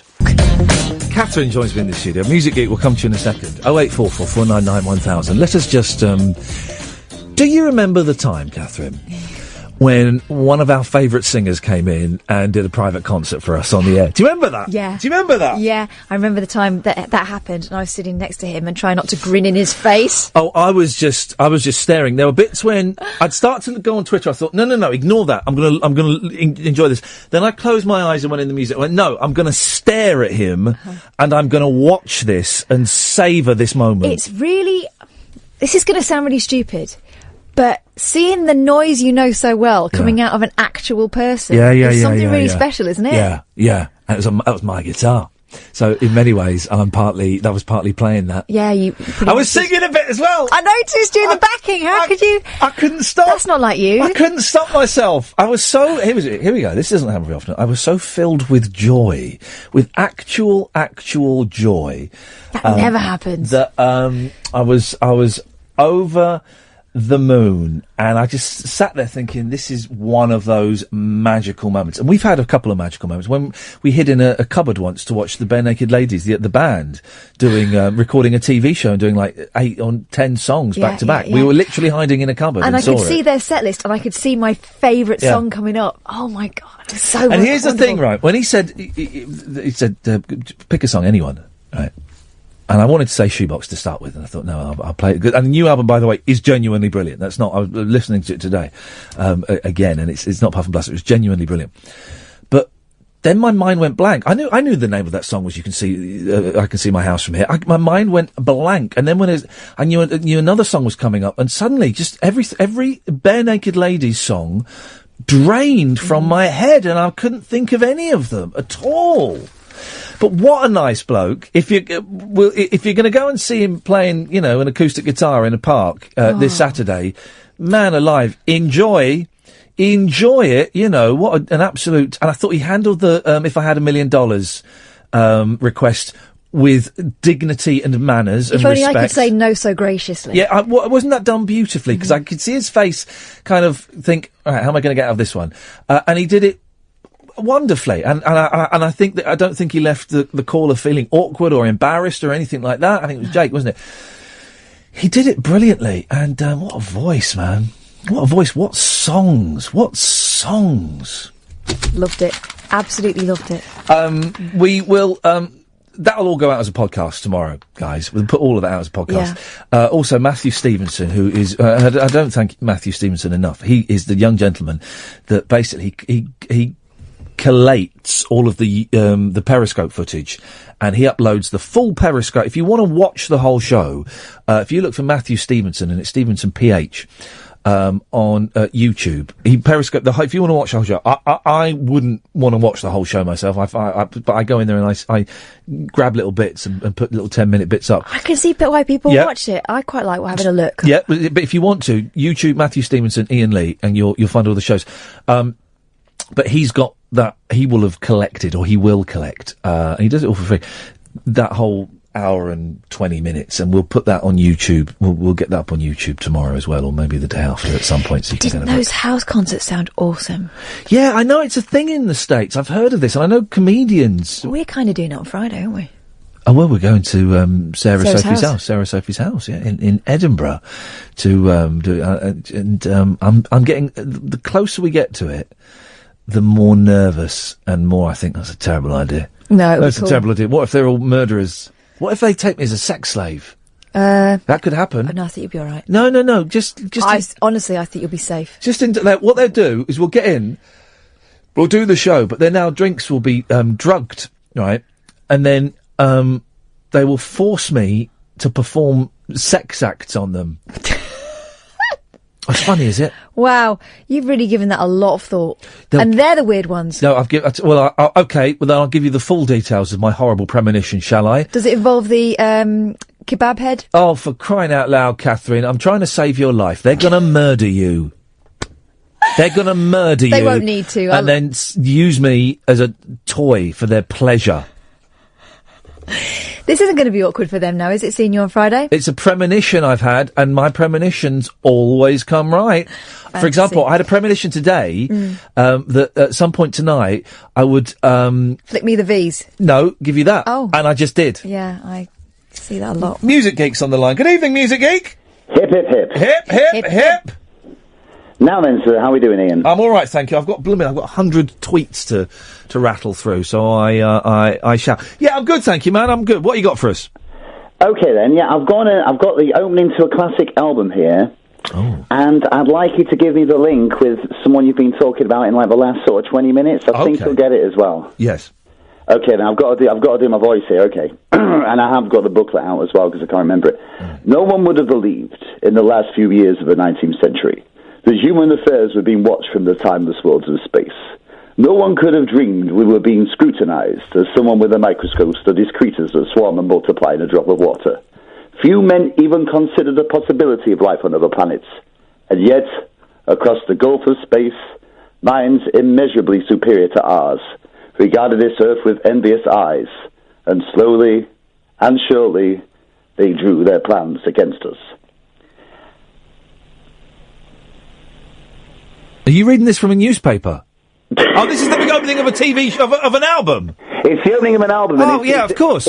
Yeah, okay. And it's easy. When you was on about in the last 20 minutes. It sounds like a Donald Trump speech. It does sound like a Donald Trump speech, to be fair with you. Yeah, it does actually. Oh, well, I don't remember talking about this person in the last 20 minutes, but... Well... Down. I know what it is. War of the Worlds. Yeah, you've got the album, but it's... I can elucidate if you want. I can elucidate. Hang on, Catherine's got her hand up. It's Herbie Flowers. That's Flowers, yeah. What an absolute Plumbington! Of course it is. Of and course. The bass line, you know, when the cylinder opens, the dong dong dong dong dong dong dong dong. That is terrifying, and that's Herbie Flowers as well. The guy is a bass legend. I'm looking forward to hearing the interview as well. He is a legend. He's coming on tomorrow. A delightful gentleman, and I'm going to be all fanboyish again. He's an amazing musician. He formed that supergroup. Is it Sky? I think. Was he in Sky? He was in Sky. Yeah, they've got like the really. It's that Toccata track. There's that amazing like Top of the Pops clip when they're playing it, and they've got like the world's geekiest drummer as well. I don't know. Listen, I don't know Sky, but I know that if you go into any charity shop, they will have that Sky album that's the first one, blue, the one with the blue and the black cover. Yeah. See that. That will be in every single charity shop in this country. It's the law. It's the only way a charity shop can get a license to operate on the high street. You've got to have at least 2 copies of the Sky album. That and the Cliff albums. And the best of Sky. Well, the Cliff albums are gone now. They're still there. No, they've gone back. The person who dumped them off the person who dumped them off 6 months ago has gone back now because it's safe now. We'll have these. We'll have these. Brilliant, beautiful. I think Herbie Flowers was in. I think he was in like a later version of T-Rex as well. Yeah. I think he played. There is this rumour that he played the bass on the Serge Gainsbourg album, but I'm not sure if he did play. So you'll have to ask him that if he did play the bass on that. Is it his Slide the Melody Nelson? We will have to go to him for that data. I just had to, do you know, my brain is going crazy because I said something really insightful and brilliant. Don't laugh at that.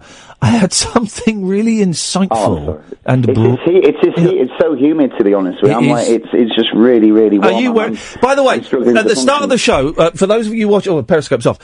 For those that are watching on Periscope, we had Russell call in, and you wouldn't have heard him because I forgot to put the headphones on in all the palaver. But Russell's show went great.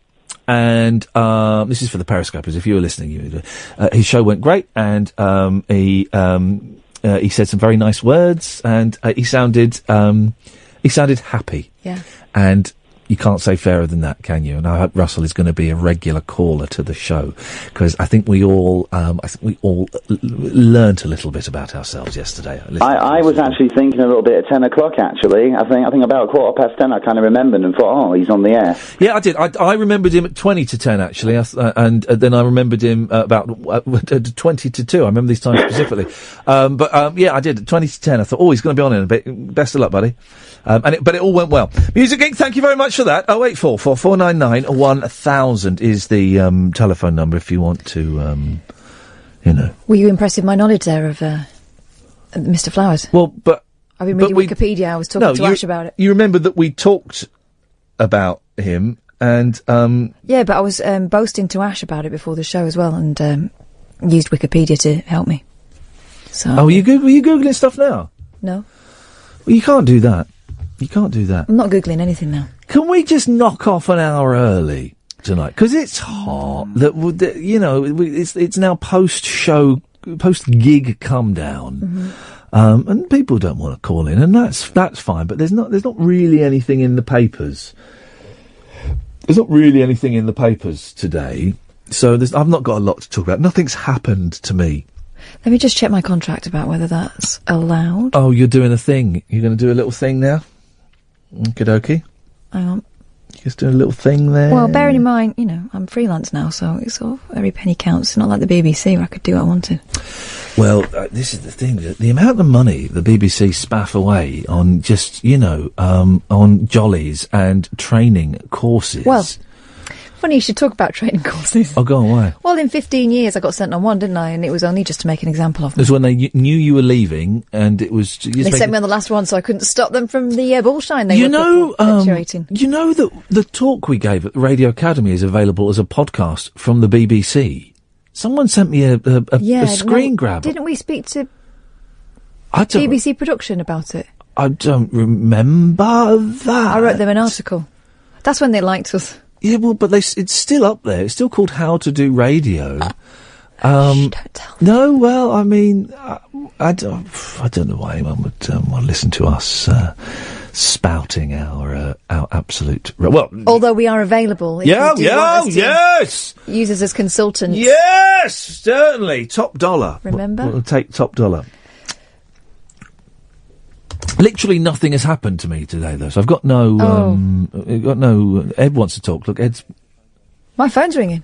Oh. I better go and check that. Go and get it. Yeah, go and check it. Go and check it. Make sure everything's okay. These things happen. So, where are we? We've got another hour of the show to go. You're more than welcome to take part if you so wish. The telephone number, 0844 499 1000. 0844 499 1000. We call you back. You can call in about anything. I'll get Periscope up and running as well. I just turned it off because I wanted to say goodbye to Steve and have a private little chat. But you can call in about anything. We'll have a little look through the papers and find some bits and pieces that have been going on in the world, and all will be groovy.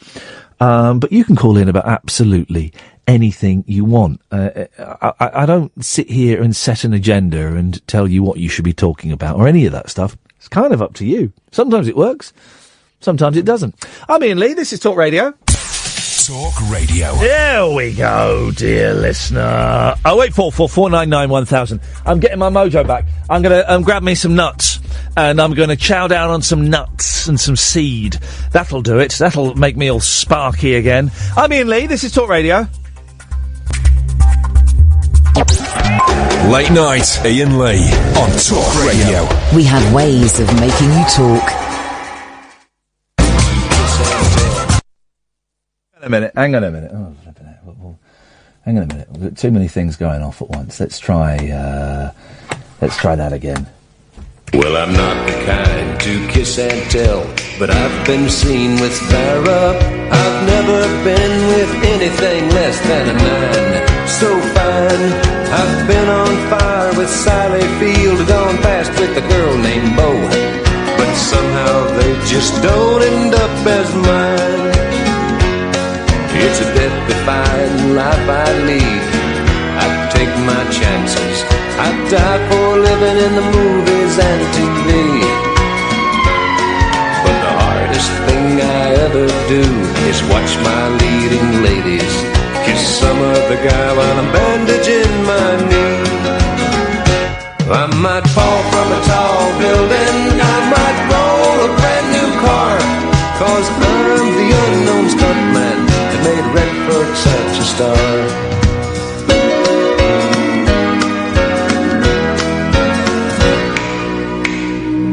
I've never spent much time in school, but I taught ladies plenty. It's true, I hire my body out for pay. Hey, hey, I've gotten burned over Cheryl Teague's, blown up for Raquel Welch. But when I wind up in the hay, it's only hay. Hey, hey, I might jump an open drawbridge or Tarzan from a vine, 'cause I'm the unknown stuntman that makes Eastwood look so fine.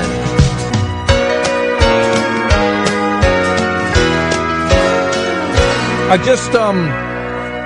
just retweeted a picture of Russell doing his radio show, which he very kindly sent me. So thank you for that, Russell. Let's go to David. Evening, David. Hello. Hello, David. Hi. Hi there. Hi. I don't normally get to listen, so I thought I'd phone in and give my little piece. Not that I've got much to say, really. No, we've not got much to say tonight. It's one of those nights we've all been blown away by Stephen Page playing live that we kind of forgot we got to do the rest of the show. I missed that. Oh man, it was awesome. It was a whole hour and a half of a private concert for us. Is it going to be on the podcast? It will be. There will be a special podcast, and it will be up on YouTube as well. Are you normally a podcast listener then, David? I am, yes. Well, good for you. Thank you very much. And because of people like you, we get about, at the moment, 12,000 downloads a day. And it's good. going up every single day. We got, for example, last month, we got about 70,000 more downloads than we did the month before. It's growing ridiculously. We're gonna have 1 million downloads in about 5 weeks, I reckon. 5 or 6 weeks. Well, I'm glad to be part of that. Thank you, man. It's appreciated. It's really appreciated. Have you got anything for us, David, or you just want to kind of hang out? Really? No, just I don't normally get to listen live, so I thought I would phone in and give my nothing. What you been up? What you do? Hang on a minute. So you are listening live now, or you just phoned in on the off chance? Well, I listened live for about a minute and then thought I'll phone in. Oh, that's good. How come you got the chance to listen live tonight then? I've been out with a couple of friends, and normally I don't get to, so. Hang on one second. Normally I'm in bed. David, I'm sorry to interrupt. Kath, just open the bag of nuts instead of doing it. Kath's got some food. And nuts? Oh, I'll have a nut. Yeah. Go on then. Here you are. There's not many left. There's a lot of raisins. I prefer the raisins. What kind of nuts are they? What are they? Cashews? Cashews. Good, they're good for you. Well, I do like a cashew. They're good for you, cashews. Everyone likes a cashew. No, my boys don't. Lots of protein. You can put them in curries and that. Yeah. Oh, yeah. Very versatile nut. Are they cooked or raw? I don't know. They're soft. I guess they're raw. They're raw. They're just... They're probably raw. They're not yeah, cooked. Probably raw. You'd know if they were cooked. They'd be hot. They'd probably be salty if they were cooked. No, they're not salty. We're on a health tip. Cashew's good. It's the good fat. Oh, there we go. It's good energy. Magnesium for healthy bones and teeth. Lot of magnesium in there. Nice raw cashews. And I'm going to wash them down with a healthy cola. Oh, and a nice cup Cola of tea. Who says cola these days? Me, I'm too used to working for the BBC. It's cola? It's a diet cola. Cola. Oh my god. Go on. Do you remind me? I've not had a curry for ages. I really want I can one. murder a curry now. There's a nice. Oh, do you know what? We keep having a curry. Yeah. And we keep feeling horrible the next day. Are you going to the same curry house? No, we've tried different ones. Oh. But whichever one we try, we still feel horrible the next day. Lightweights. That's right. Lightweights. You can't. We've been having a curry almost every week for about 5 years. Oh, that might be why you feel horrible. Your insides have rotted away. Yeah. Absolutely nothing. That's what's gone on there. I haven't had a curry for ages because, partly because I'm trying. Curries are very fatty because it's a lot of carbs in curries, aren't there? A lot of potatoes. Yeah, there's lots of oil as well. Yeah. So I want to lose a bit of weight, and so curries are off. Ghee. That's what'll get you. What? Ghee. The pure vegetable ghee. Do you know what? Right. Yeah. I don't particularly worry too much about what I eat, but if I run a couple of times a week, 4 to 5 miles, that keeps the weight off. Right. Are you a young man? I'm guessing about 24. No. He's 32. Oh, I wish. He's 32. Right. Really? What are you? Yeah. What? 35. Right, okay. 32. I was almost within my. I have a 2-year gap that I allow myself. I would suggest. Hang on a second. Hang on. When did you turn 35? February. Oh, so February. February. So my 2-year window is still pretty much intact. I would say, talking of windows, I think you've probably got about half-year window, maybe. You've probably got about 2 more years before you can, while you can eat what you want. After that, it's going to go straight to your hips. No. I've reached that part already. Right, I was 9.5 stone for 10 years, and then I went on my honeymoon, put 2 stone on, and never been able to lose it. Yeah, and that. But the thing is, it gets worse. It gets worse as you get older. I'm sure it does. I up until about 2 years ago, if I put on a little bit of weight, I could shed it in a week by just cutting out bread and just cutting back on food a bit, and my stomach would go back. And now I can't, partly because I'm on pills that make me react weird to sugar. But well, yeah, you're always hungry, aren't you? I'm always there's no I'm always hungry. I'm just never satisfied. Yeah. Never satisfied. So I don't know that. So I'm generally not hungry, and I'm generally not full. It's just like, cake, hot dog, I'll have some of that. And it just goes in. Okay, yeah, but in my experience, hot dogs never fill you up. Oh, I love it. Oh, have you never seen those hot dog eating competitions? Do you know what they do with the buns to get them down? Because, a hot dog is quite aerodynamic. You can easily do that. She's doing an excellent mime there, Periscopers. I shouldn't do that. You don't want to what you eat? They dip it in water and slip it down. The buns. Water? Yeah. No, that wouldn't work. Yeah, if you know, because it's a hot dog eating competition. It's not just a sausage eating competition. No, it wouldn't work. That's a whole different discipline. So you've got to get the bun down as well. They dip it in water. No, it wouldn't work. They wet the buns. Yeah, they wet their buns. No, it wouldn't work. They wet their buns so they can sit them down. Yep, soaked. Guys, will you please, can I speak? It wouldn't work because the bun would expand with the water. And you're adding more weight and bulk. You're adding more weight and more bulk to the product. So it couldn't. I don't believe that's what they do. Seen it done. I can see. And also, you don't slide it down like a sword swallower or like that woman with the grapefruit. You missed the grapefruit woman, didn't you? Not with a bun, anyway. We Is the grapefruit woman on YouTube? Yeah, I've seen we it. saw it work. I showed it to you, didn't I? You did. It came up. So I'm spitting everywhere. It came up. I'm gonna. That woman is a filthy animal. I'm gonna. Do I need to search this? No. I'm gonna talk in adult language. I've right? never heard a noise like it. Put it that way. Well, I'd forgotten the Oh, noise. my word. I've been presenting. What's her name? It's Angel, I think. Yes. Angel Grapefruit. Let me type that into YouTube. Angel Grapefruit. Don't. Right. So I've been presenting this other show for a podcast, right? And it's it's called War of the Words, and you have to I ask a question about what is the best such and such, and they the two contestants will say, well, I think the best such and such is this, and one of them was, what's the best way to murder somebody? And someone said, well, you know about this. No, well, of course they are. You have plenty of theories about. I've got some great theories. There's one. There's an outstanding theory. But there's another one. Someone said the grapefruit BJ. And what you're supposed to do, right, is you cut a hole in a grapefruit. And I mean, I don't know if I can actually play any. No, of this. you can't. Okay. You cut a hole in a grapefruit. You can only get this technique in one of my classes, but I wanted to share this with you because I believe... I knew that was coming. Not that I know that video well, but the thing about that video is she talks about keeping it... Basically, let's go back a little bit. You cut a hole in a grapefruit and you put it around a man's... Sorry? Keeping it what?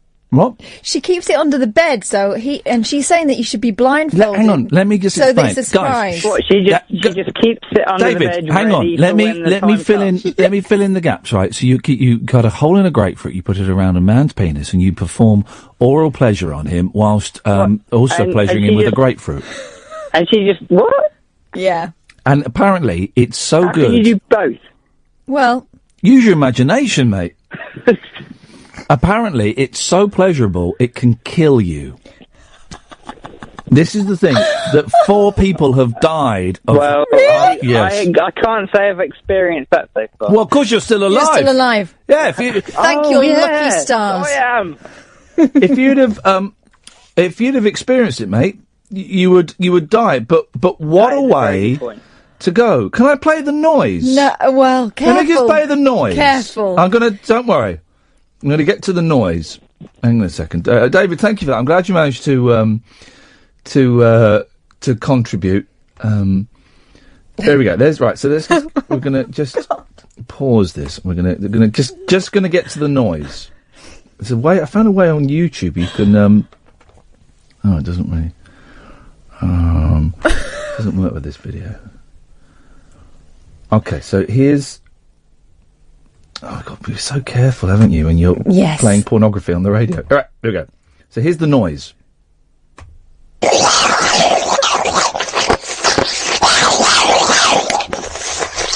That's how Donald Duck got his voice. Sounds like a Tasmanian devil attack. It really is. I mean... Wow! That's got to be off-putting, hasn't it? Well... Oh, God. 0844 499 1000. Stop it.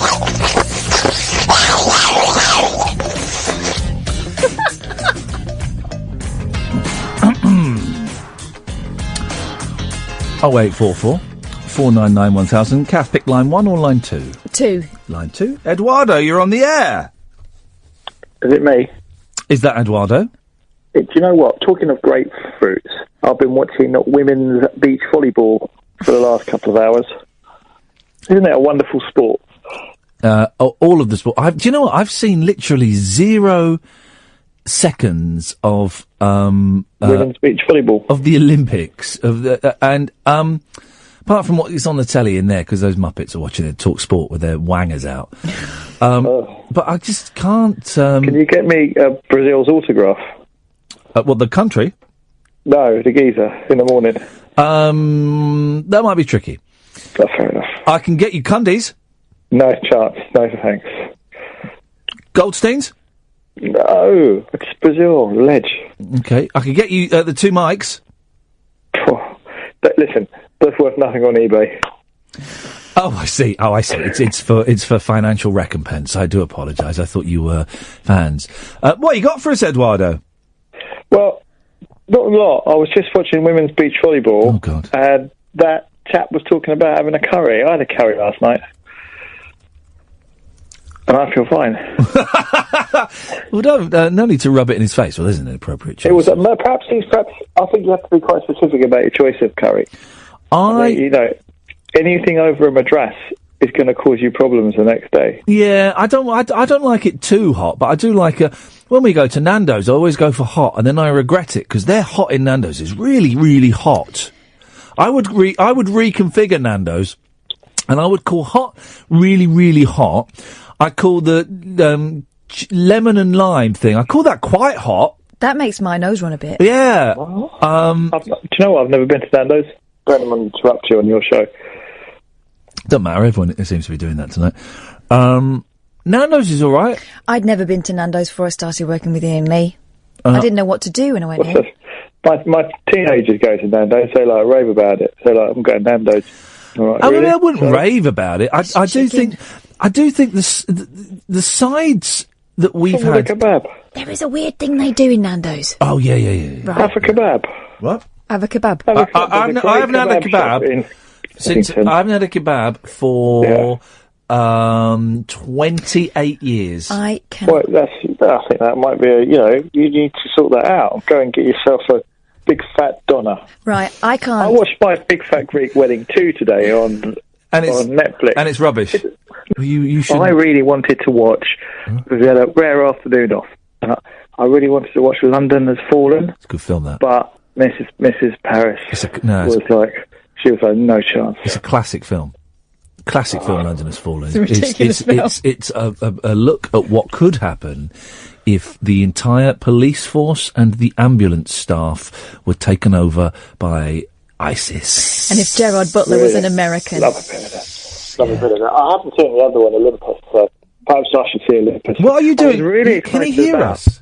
Hello? I was really excited about Independence Day 2 as well. Hello? How about that? Hello? Yeah. Can you hear me? Yeah, we can.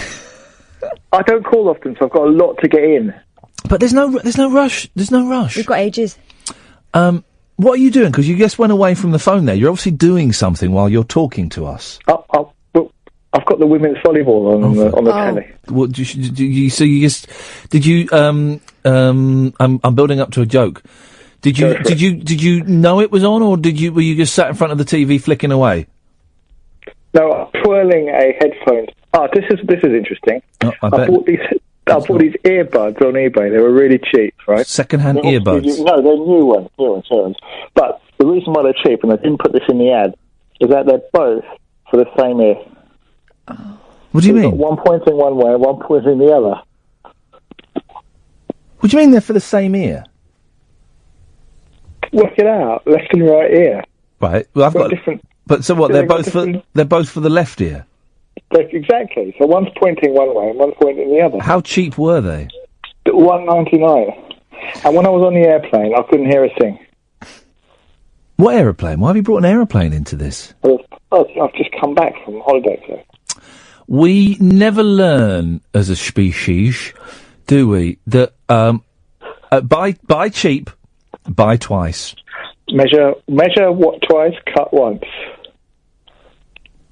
Mine's more appropriate in this. Yours doesn't even fit. Let's just be sure of what you're doing before you do it. You might as well just say belts and braces. And yeah, belts. So plural, so it's even better than belt and braces. Can I ask you a question? How do you feel about Steve Allen getting an award? You know. Hang on, what award did he get? I think he got something. Maybe LBC paid for it, I don't know. No. He's not my cup of tea. He's not my cup of tea. Bit mean-spirited, I think. And I think there's enough mean spirit. I just don't get the actor going on the radio and calling girls fat slags when you're a fat man. I don't get it. I don't get the Are you watching Big Brother? You're all over the place tonight. Oh. Bits of I'm it. trying to squeeze everything in. Okay. I want to be like Bear. He's my hero. Who's your hero?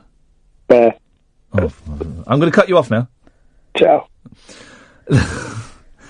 Hello, Lady Kadonk. Hello, Ian. Hello. Oh, if I'd have known it was you, why did you say line on 1 or line 2? Hello, Kath. I'd have put you straight up. Eduardo was erratic. Boisterous. Bill-Ardy, put your hands all over my body. Yes, Anna. Just dropping in. Oh. I missed half the show. Why? I was at a quiz night. Oh. What? Give us all the questions. Oh, I can't remember them all now. What was the name of your team? We were the Afro... Ray, what were we called? Oh, I don't know, he's gone. Afro something. We wore a couple of afros. We wore a couple of afros. Couple of afros, gosh. Yeah. And did you win? No. Oh. No. These things. No, it's funny because, and this isn't criticism of any of the callers we've had, but everyone's like me. No one's got nothing to say. So I really think we should sack it off tonight and go home. I've got a busy day tomorrow. I've got to take the dog to get groomed, and then I've got to go to a movie premiere, and I've got to do this again. So why are you going to bring the dog into the studio? Oh well, now this is where it gets tricky. Oh. I was going to bring her tomorrow. And icky. No, I was going to bring her tomorrow, and I can't because I can't take her to the movie premiere. So, and I can't bring her in Thursday because Thursday I'm dropping her off somewhere she's going to stay with a woman for a few days, and then next week I'm off. So it'll be the Monday the 22nd. Who's covering Ian next week? Well, here's the interesting thing, guys. I'm covering me next week. Eh? Well, Robo you. The robot of Ian. Robo Ian. It's best of Ian. Bests of. The bests ofs Ians is what it's going to be. I don't know why they've chosen to do that. Of course they do. Save a few quid, isn't it? Yeah, it's going to be best ofs. Okay. But, I'll get some reading done. What are you going to do? Today's your 100th show, don't you? No, I thought it was yesterday, then it was Friday. It was 99th. You've had 2 days off. So, hang on, whoa. So if I've had 2 days off, and today's Tuesday, no, it can't be the 100th show then. It would have to be, tomorrow would have to be the 100th show. No. Oh, yeah, no, it would. Oh. You said you had 2 days off anyway. Or maybe I had 3 days off. I think we kind of, let's wait till we get to 200. Let's. But how will we know? We don't even know where 100 was. we'll just. We could do the loads show. The what? The loads show. What does that mean? That we'd done loads officially. Yeah. Of shows. Nice picture on the front of the Daily Star of Christopher Biggins dressed up as a Nazi. Really? Yeah, Biggins' secret Nazi quiz show. But then it turns out it was not secret. It went out. It was a TV show that went out, and it was a spoof. Mm. It was a spoof thing by an artist. So, why would the Star, owned by the same guy that makes Big Brother, do that? It's a little bit naughty that. It's a little bit naughty that to do that. But Chris Biggins is not a Nazi. Do you think Biggins will rise again? Oh, I'm sure he will. But Because I thought he was a shoo-in. I'm very shocked. I bet he's finding all this very, very upset. I bet he is. Upsetting. But he'll come back. Biggins will come back. Hey, Ian, how's your vibrating bottom? No what? your vibrating bottom. Oh, you missed this, Catherine. We went into great detail about my vibrating anus last week. Oh, God. It's going like the clappers. What? What? Actual what are you talking about? My anus vibrates. We mentioned it when you were here, briefly. Thanks for taking concern about my health. No, I didn't hear that. Didn't you mean that you thought your phone was going off? Yeah, but it feels like on my actual bumhole. My God. All right, this is officially too much information. No, it's not. No, it's not, Catherine. I've reached my limit. It's too much information, like testicular cancer was too much information, and now we talk about it, and we all check our balls. You can check mine if you want. And now, but men used to die from it, and now hardly any men do, because we know to talk about it, to check our balls, and we discuss it, and we're not embarrassed to. Okay. Well, I want to be the... Fluttering buttocks is the next thing, It's not buttocks. It's the actual hole. And I want to be the face of vibrating bumholes. Well, you're half there. So was it your actual bum hole, not your bum cheek? Yes! Oh, can we stop saying bum hole? Well, you said it that time, and you're the last person to have said it.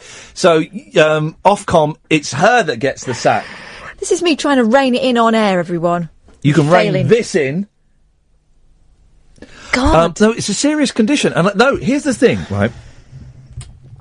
Just going to get comfy. Well, There we go. difficult with your It's very condition. difficult. It's constant.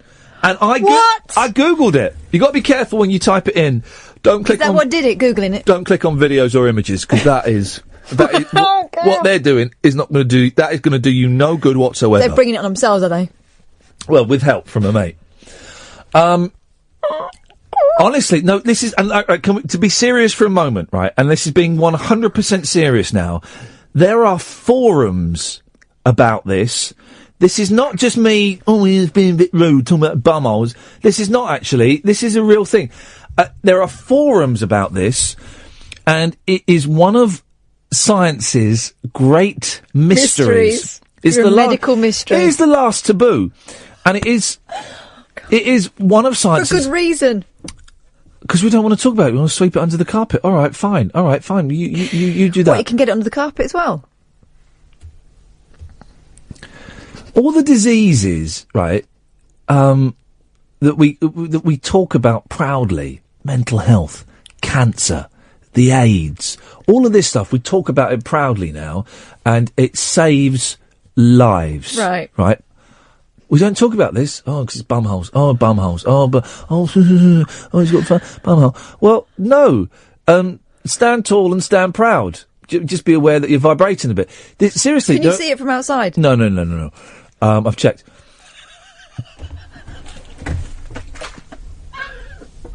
You have to put your head between your legs and pull.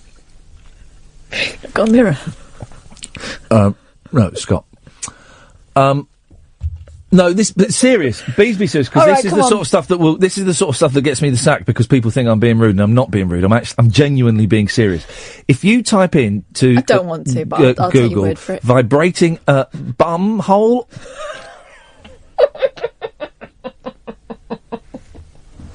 or anus, you'll be surprised what comes up.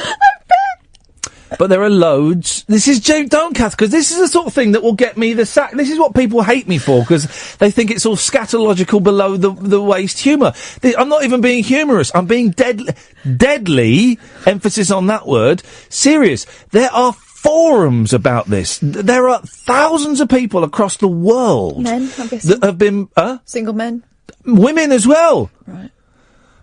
Who are worried about this, and they don't know what it can be. They don't know what it can be. Oh, it's not funny. I hope you go blind. What? That's what you get sacked for. Oh, really? Oh, in that case, I take that back. Can we do a hashtag? But I take it back. I take back what I said. He's winking. No, I'm not. How can you see? Oh, no, you're because your eye is vibrating. Right, let's just listen, guys. We're gonna go to that break, and when we come back, it'll be two adults presenting a radio show, not one adult and his stupid mate who's gone all giggly just because a pop singer came in and sang some songs and looked at her. 0844 499 1000. Now, One of my projects next week when I'm off is to read all Get a hand mirror.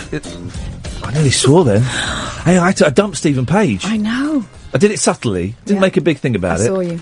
But my eye went to the book. You'll hear it in the podcast. You won't. Okay. Because I do the job. Anyway, we dumped it, and it was a relaxed, informal chat with a pop star, and we dropped his foul, filthy mouth. An F-bomb. It may be acceptable in Canada and the United States where he now resides, but not in this country, Mr. Page. Oh no, sir. Vibrating bumhole on the other side. Medical conditions that could save lives, yeah, definitely. But I'm going to read all of the issues of the unexplained and really get up on ghosts. That's your plan for next week? Yeah. Okay. Going to investigate ghosts. When I come back, we'll know if ghosts are real or not. Now, the Daily Star, because I was dead against ghosts, and now I'm starting to come around to them a bit after reading Will Storr. Well, after reading Will Storr, I don't know what I think anymore. Apart from that, I don't know. You never knew what you thought. I did. I mean, what a pig. What a massive pig. The Daily Star have set back the ghost... the ghost fraternity by quite some way with their story on page 11. How so, Ian? How so? Spooky. We went to find Dory, but caught a ghost, right? A family got photobombed by a ghost as they posed for a selfie in an empty cinema. Why would you do that? Exactly. Well done. Journalist, you see. Years of training. Emma Johnson took the snap. Please be quiet. Actually starting to annoy me now. Good. Emma Johnson took the snap with her children after a showing of animated movie hit Finding Dory. Good film. Seen it. Good film. But when she looked at the photo back at home, Emma, 35, realised they were not alone. The mum did not want George, 6, Ava, 8, and Harper, 7 months, to be scared. Best not put it in the paper then. So she told them the spook, which looked like a girl with her hood up clutching a teddy, was a marketing ploy to promote the new Ghostbusters film. Did the baby believe that? She thinks the ghost could be a girl who, this is the mum, not the baby, who drowned in 2011 near the Picture House they visited. Picture House. The Light Cinema in New Brighton, Wirral. Emma said she wanted to take a selfie because it was the first time they'd all been to the pictures together. She added, I even bumped into a friend who was on the back row. No, it's got to be a bit more scouse. And she's moved there. She told me there was no one there when I spoke to her later. It's only when we got home and checked the photo we saw the ghost, and I could make out the little girl and the teddy next to her. I didn't think it was possible to have a teddy bear ghost. No souls, you see. But then you look at the picture, right? The picture, they've printed the picture. Let me guess. I'd like to check the apps on that woman's telephones, Ghost please. app? Of course it is. Why do the papers not know about that? Of course they do. It's the worst ghost app pic that I've seen in my life. Yes, it would confuse just a gentleman called Justin Dilly, who we used to work with. Oh gosh, yeah, but that doesn't take very much. Fly away Peter, fly away Paul used to blow his mind, didn't he? Yeah. It is terrible. I mean, obviously. I don't see a teddy bear. No. But she obviously does when she puts it on using the app. Let's have a... She knows a few more details about it than we do. It is, I mean, it's absolutely awful. But then there's another horrific story. It doesn't involve ghosts, but it involves ghoulies. All right. Dennis broke his rod. There's a picture of Dennis Rodman. Don't know who he is. Yep, I do. And underneath it says, Rodman Wonky Willie. Yeah, he's a baller. Or ex-baller. A baller? Mm-hmm. He's not a baller. A B-ball. He's not a baller anymore, not after this. Is he a basketball or is he American football? Who cares? Celebrity Big Brother star Dennis Rodman broke his penis 3 times during sex. Careless. Now, is this the snapping of the banjo string? The US basketball legend revealed it's got to be the banjo. He first snapped his manhood as he partied with a girlfriend on a boat. Rodman, 55, broke it again after a dinner date with another woman. It happened a third time. I hope his mum kept the receipt. He wants to calm down a bit. It happened a third time during a sex act. I'm assuming these were all sex acts, because just after a dinner date, you go home and watch telly. Oh, no, man! My dick's out! That's the second time! I'm just thinking about the podcast today. I wasn't involved in a sex act! And it snapped! What the heck? Maybe he was dancing. This happened a third time during a sex act with his girlfriend in a hotel room. A nurse...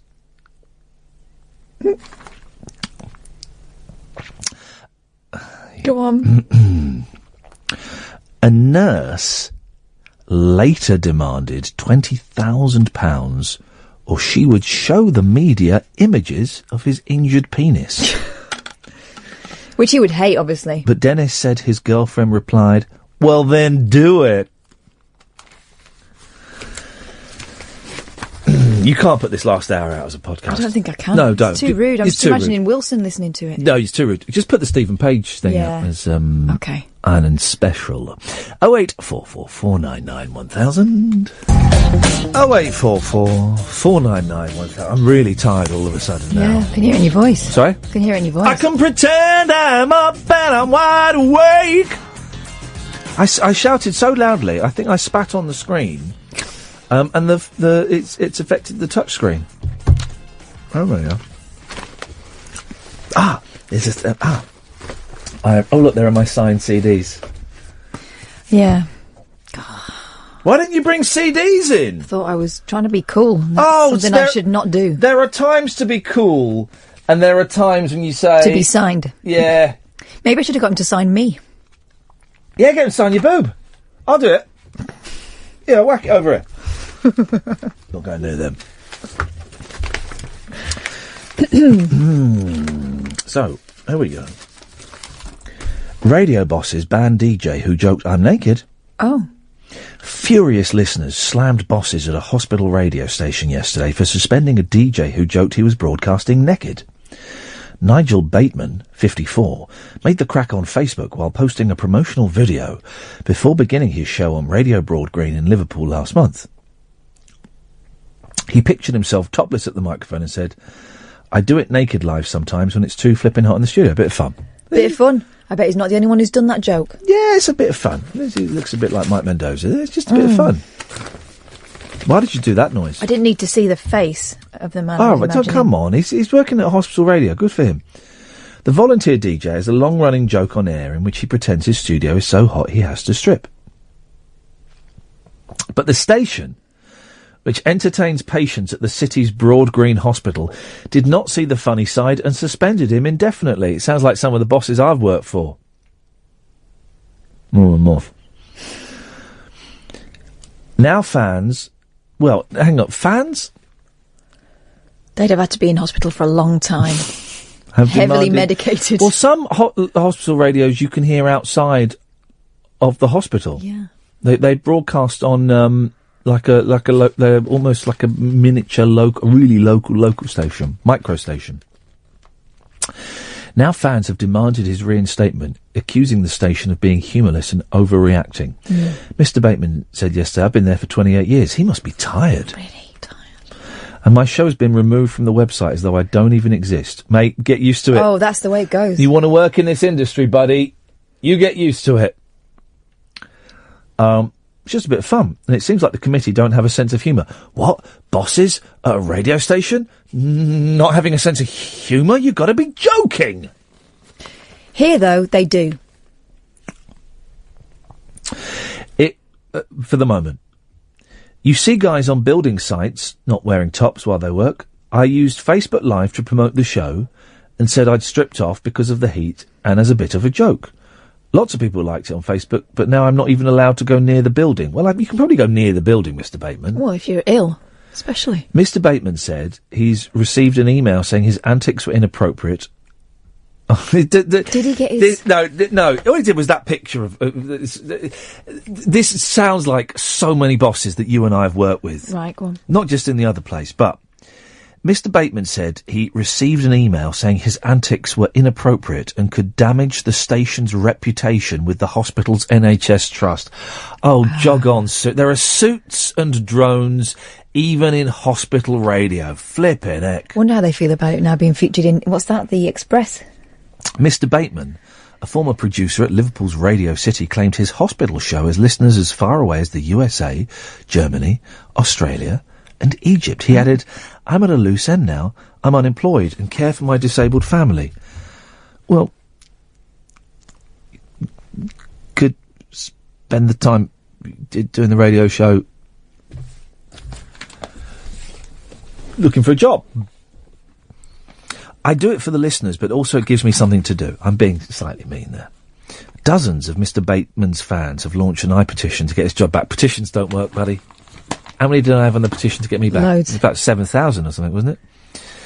It reads, in the recent hot weather, he posted a short video in which he jokingly said he'd taken his shirt off. In the video, it's possible to see the top of his bare shoulders. It appears the Radio Broad Green Committee have deemed it an obscenity. Not one complaint has been received regarding this by any member of the public. You don't need that. This petition calls for the reinstatement of Nigel.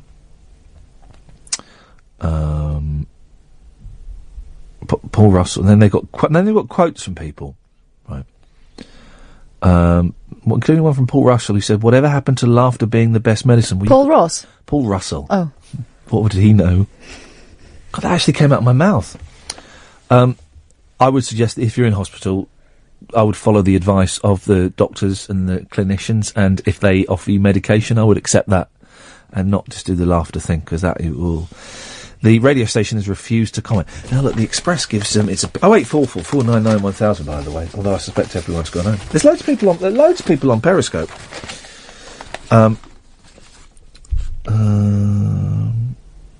Then that Daily Express say, yeah, we should let him. They should be back on air. Only one side of the story, though. There may be more to it.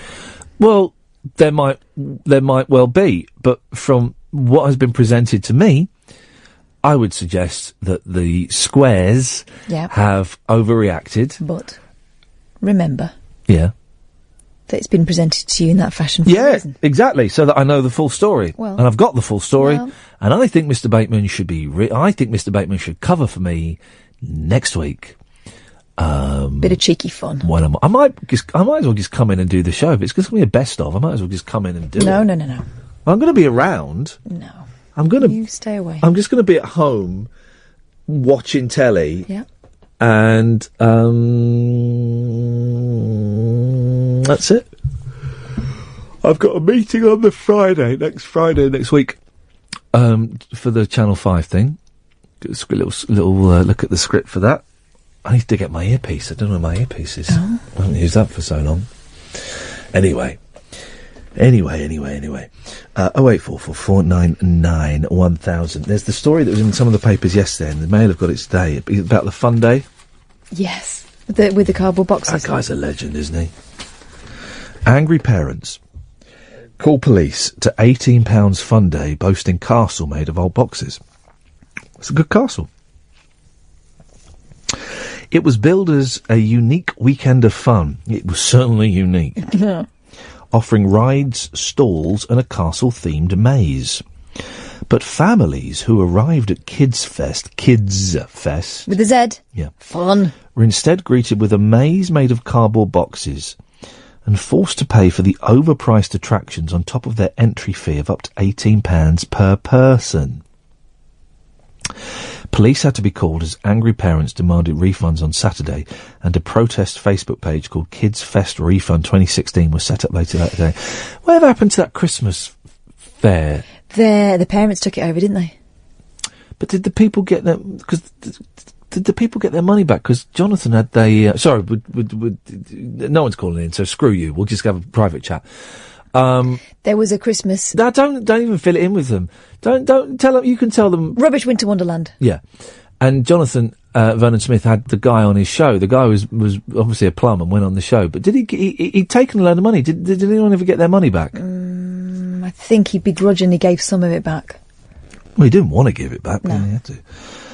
Yesterday, visitors and stall holders branded the Festival a disgrace.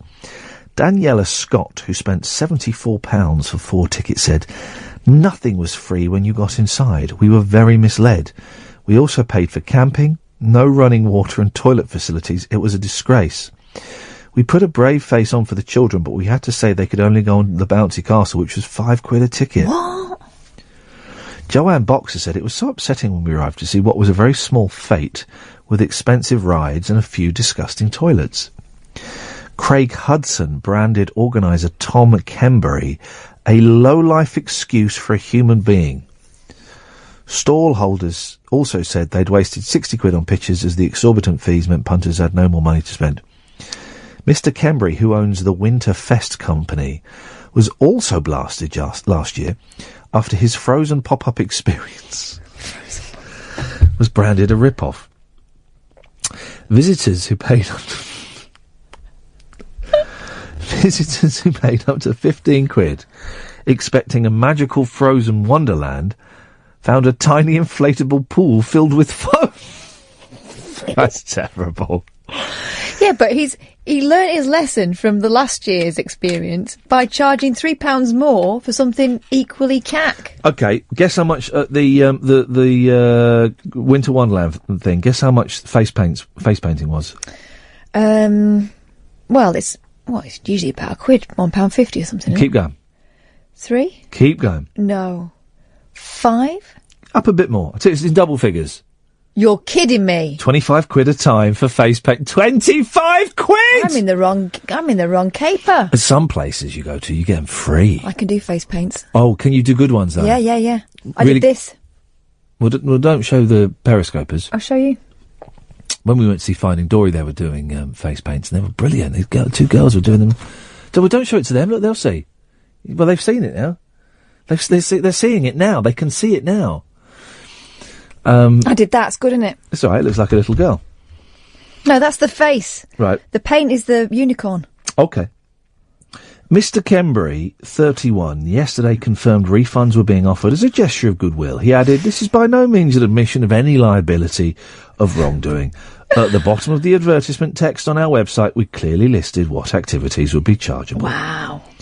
He's going to do it again next year and add another £3. Yeah, of course he is. Because you don't have to pay back. Not everyone's going to demand a refund. No, they won't. He's going to be quids in. And you kind of have to respect the barefaced cheek of the guy. His business is setting up rubbish events and charging people a lot of money for them. And people keep... What's the name of his company? Who said it? Winterfest. Let's have a little look, see if he's got anything else going on, because I wouldn't mind going along and having some of that. Winterfest. Winterfest Home. Here we go. That's not it. Winterfestoc.com. What's OC? That can't be the same thing, because that looks legit. To the OC, that's Orange County. Oh, that's in America, mate. Yeah. Well, then that's not the same thing. No, exactly. I'm helping you out with that information. What's his name? No one's calling in, so I'm not... Oh, I've got it. Winterfestuk.com. Winterfest-uk.com. Oh, please note that our site is currently down for scheduled maintenance. Hey! Scheduled maintenance! So let's have a look at the Kids Fest. 6th of August, it will have been not found. Requested URL. Yeah, mate. Not found. He's a genius.